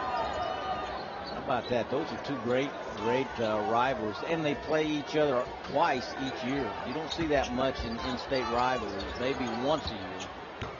Jackson for 3. 22 points for Jackson, and a timeout for New Mexico. Vance Jackson is a terrific catch and shoot guy at 6'9". He is, I believe that makes him 3 of 6 from the 3-point line. Like I say, you just can't leave him, I don't believe. Well, this is no shock. In the WAC preseason poll, New Mexico State picked as favorites again with 214 total points, followed by Grand Canyon, who they played in the WAC championship game last year. You know, Coach, they've been to the NCAA tournament 6 times since 2012. It's a program that Marvin Menzies, as we mentioned, built up before he left for UNLV in the Mountain West Conference. And Paul Weir, now with New Mexico, took over 28 wins. Last year when Chris Jans took over for him, 28 wins. It's a great program. The people of Las Cruces expect March Madness. Well, they've won 3 of the last 4 regular season championships, and they've won 8 of the last 13 WAC championships. So success breeds success, and like you say, Jenny, they just expect to win over Las Cruces. So Aggies beat the press down, 10-point difference with 1:40 on the clock. Now, I would keep the ball in this guy's hands and then get out of his way. Basically, that's what they're doing. They're spreading the court, and they're going to let him take Anthony Mathis one-on-one at the end of the shot clock. The shot clock's down to 7. Remember, Mathis was 4 fouls. Now we'll watch street ball again. In and out. A rare miss for A.J. Harris tonight. He got right to the rim, too. A terrific little crossover move, but he shot it with his weak hands. his right hand, but he was right at the rim. So foul will go down on Buchanan. His fourth, and Mathis will shoot.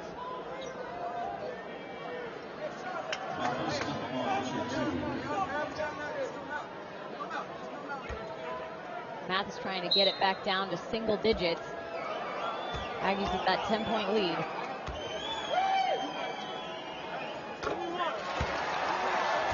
This is A.J. Harris's move off the dribble. This is Mathis. And the Aggies with the foul.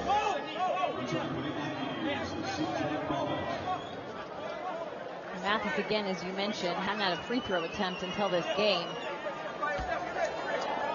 I love this kid's story. Total of 81 points in his first 2 years, which is to say he just didn't play very much.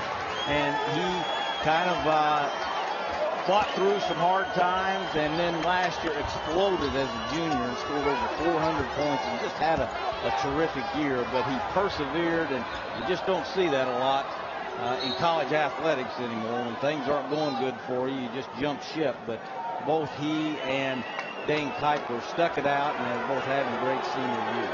Foul on Manigault, and David Hall almost rung him up with a technical. He got real close as Manigault kind of shimmied his arm away. Well, this is a tough loss on your home court to your in-state rivals. Now remember, Lobos have a chance to return the favor as they go over to Las Cruces before too long, and that's what makes this such a great rivalry. So Manigault fouling out with 5 fouls. Pulling his night with 20 points. New Mexico did not get off to a great start last year, but finished the conference season 7-1 and got within 1 game of going to the NCAA tournament, playing San Diego State in the final game of the Mountain West Conference tournament in Las Vegas. Bob at the University of Denver transfer makes the second one. Less than a minute to go, and the Aggies looking to win their 100th game in this rivalry. Foul call on Brown. His third. Was a tough call. Brown took one across the chops there by Jackson, I believe it is, and ended up with the foul. I'm really impressed with that kid. You talk about energetic and playing hard. Terrell Brown, who's yet to start a game for the Aggies. Boy, he is like a whirlwind when he's on the court.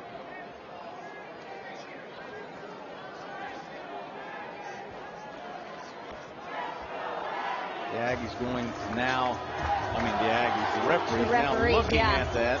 I'm not sure what they're looking at. Under 2 minutes, a lot more lenient on what you can review, obviously. I think they're looking maybe to see if he actually threw an elbow or this was just an inadvertent contact there. And I don't think any intent there. But like I say, Brown came out on the wrong end of the stick on that deal, taking one across the face, but ending up with a foul. I think good decisions by the officials. 55 seconds left. Let's get it over and go home.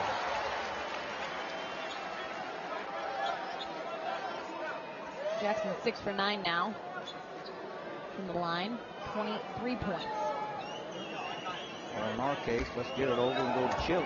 With 55 seconds left. 24 points for Jackson.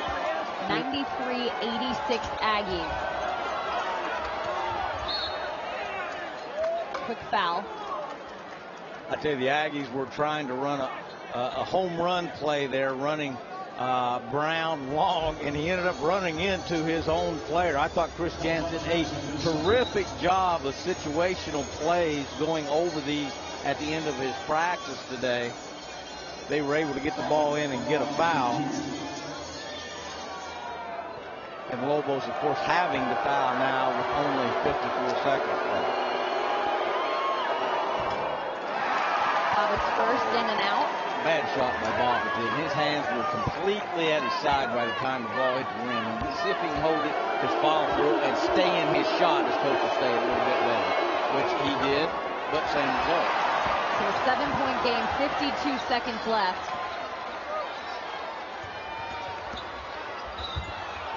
And Malwatch, as the drive gets fouled.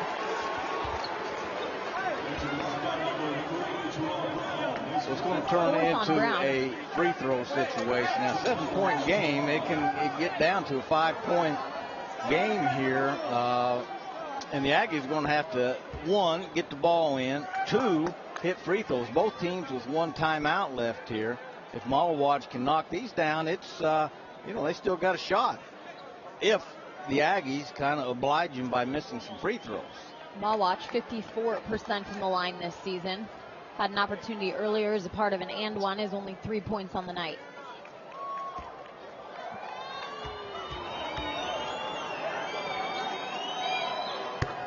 Makes it 4. 2-possession game now with, if he hits this, with 46 seconds left. Misses it, tries to get his own rebound, and Aggie basketball with Chua going to the line. Only 3 seconds ticked off the clock there. As I say, it's going to come down to a free throw contest for the Aggies now. Free throws, not a bright suit at either team coming in. Just 65% for the Aggies, 68% for the Lobos.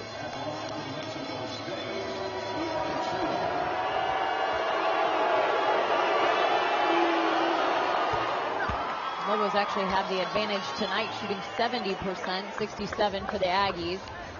And the first one to make for Chua. And this one could now make it a 3-possession game, which is huge. So Chua hits, and it is exactly that. 6 points for Chua and a 3-possession game for the Aggies. I'm sorry, it was a 3-possession game before that. It was 7 Mathis points. with the drive. I'm afraid it's going to be too little too late if the Aggies, 1, can get the ball in, 2, hit free throws here. That will be another foul with Brown going to the line.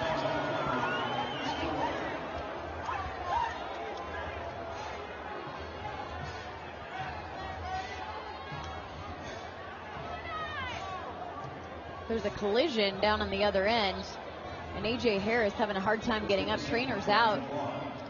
I think he just hit his knee really hard against the floor. He's a pretty tough kid. I bet he'll be all right. Right there, no call, and he goes down. He might have even hit knees with Jackson, which is really painful, but usually goes away before too long. But Chris Jans, his coach, is going to take him out. Well, Harris with quite a night. 31 points, a career high for the point guard. Boy, he put on a show early in the second half.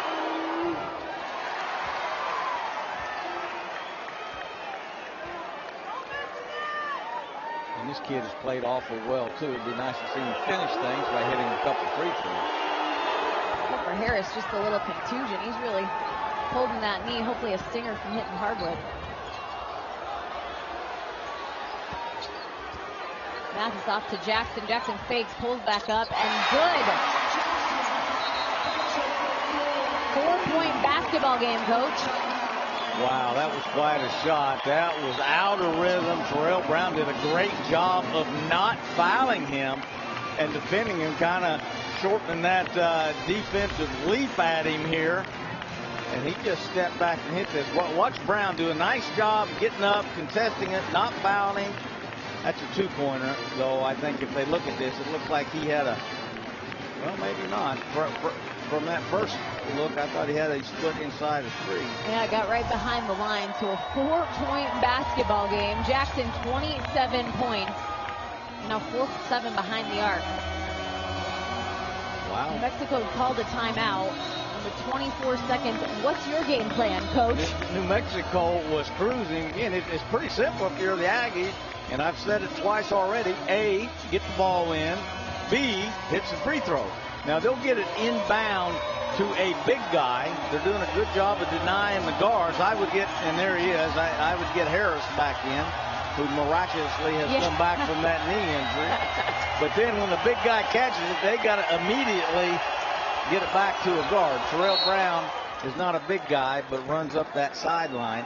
They're kind of inbounding it to their secondary, what I call secondary receivers, using the guards as almost like a decoy, and then running a big guy or another guy down the sideline. They've done that all night against the Lobos press, which they have handled pretty well. Jackson with his 4th foul. And Brown an opportunity. Nope. That looked bad coming out of his hands. Oh, get ready for quite a finish here, Miss Jenny. That's for 12 from the line. Can't convert either. And now Lobo basketball with 18 points, 4-minute difference. Jackson takes it up, misses, and in goes Mathis.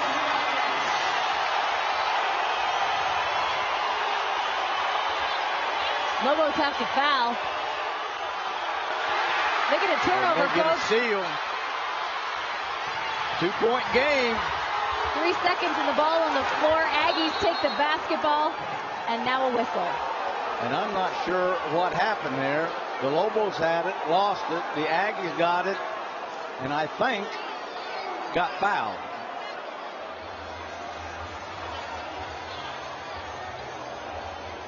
Wow. I think Anthony Mathis had the ball, was going to drive it, lost it, and then there was a loose ball situation. All of that coming after that hard trap in the corner. The Aggies, who have not done this hardly all night, enter it right to the coffin corner where you don't want it against this trap. There's a turnover. Anthony Mathis now on a dribble drive and lost ball, contact, no call. And we end up with the Aggies at the free throw line with 0.7 left. 0.7 seconds. Vance Jackson also limping around, Coach. You know, in a situation like this, you may be on, well, I wouldn't miss on purpose. I would never take points off the board, but with 0.7, the Lobos would have to throw a very, very long three in to make it. Referees are going to look at the clock and make sure they have the correct time. Well, for a game that looked like the Aggies were cruising, Jenny, this one ended up being kind of exciting here at the end and is not over yet. So 5 fouls on Pinchuk, and that's what the horn was about. See, there's some contact here. And I think a pretty good no call. I'm not sure that was a foul, so I think that was a good no call. Anthony Mathis lost it. I think when you're at home, you kind of think that's a foul, and you should get that. So the clock will be set to 1.2. It's sitting at 12 right now in house. They're trying to get that decimal pointer. It looks like my math, Coach. I've played on the road before like that, when it goes from 0.7 to 12, 1.2. If Bobbitt can knock a couple in, and if he does, then they can just walk away. Bobbitt makes 3-point lead for the Aggies.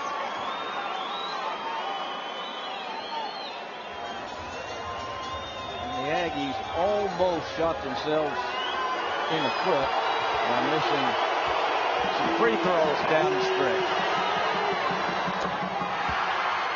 And Bobbitt making both 4-point lead and a desperation shot, no good. Aggies beat the Lobos once again at the pit. Paul Weir has yet to beat his former team. 98-94, Jenny. There's some times where it was kind of rough and ugly, but it ended up being a heck of a ball game here in the pit and an exciting game. And what a pleasure working with you in your first play-by-play. It was fun. What a first game, a rivalry game, and once again it belongs to the Aggies. They've now won 4 straight over New Mexico. Last time that happened, 1993 and 1994 season. For Joe Cravens and our entire AT&T Sportsnet crew, I'm Jenny Kavnar saying good evening from Albuquerque, where the Aggies still reign in the Rio Grande rivalry with their victory tonight, 98-94 over the Lobos. We'll see you Tuesday night, Pacific and UNLV. Thanks for watching Mountain West Basketball on AT&T Sports Net.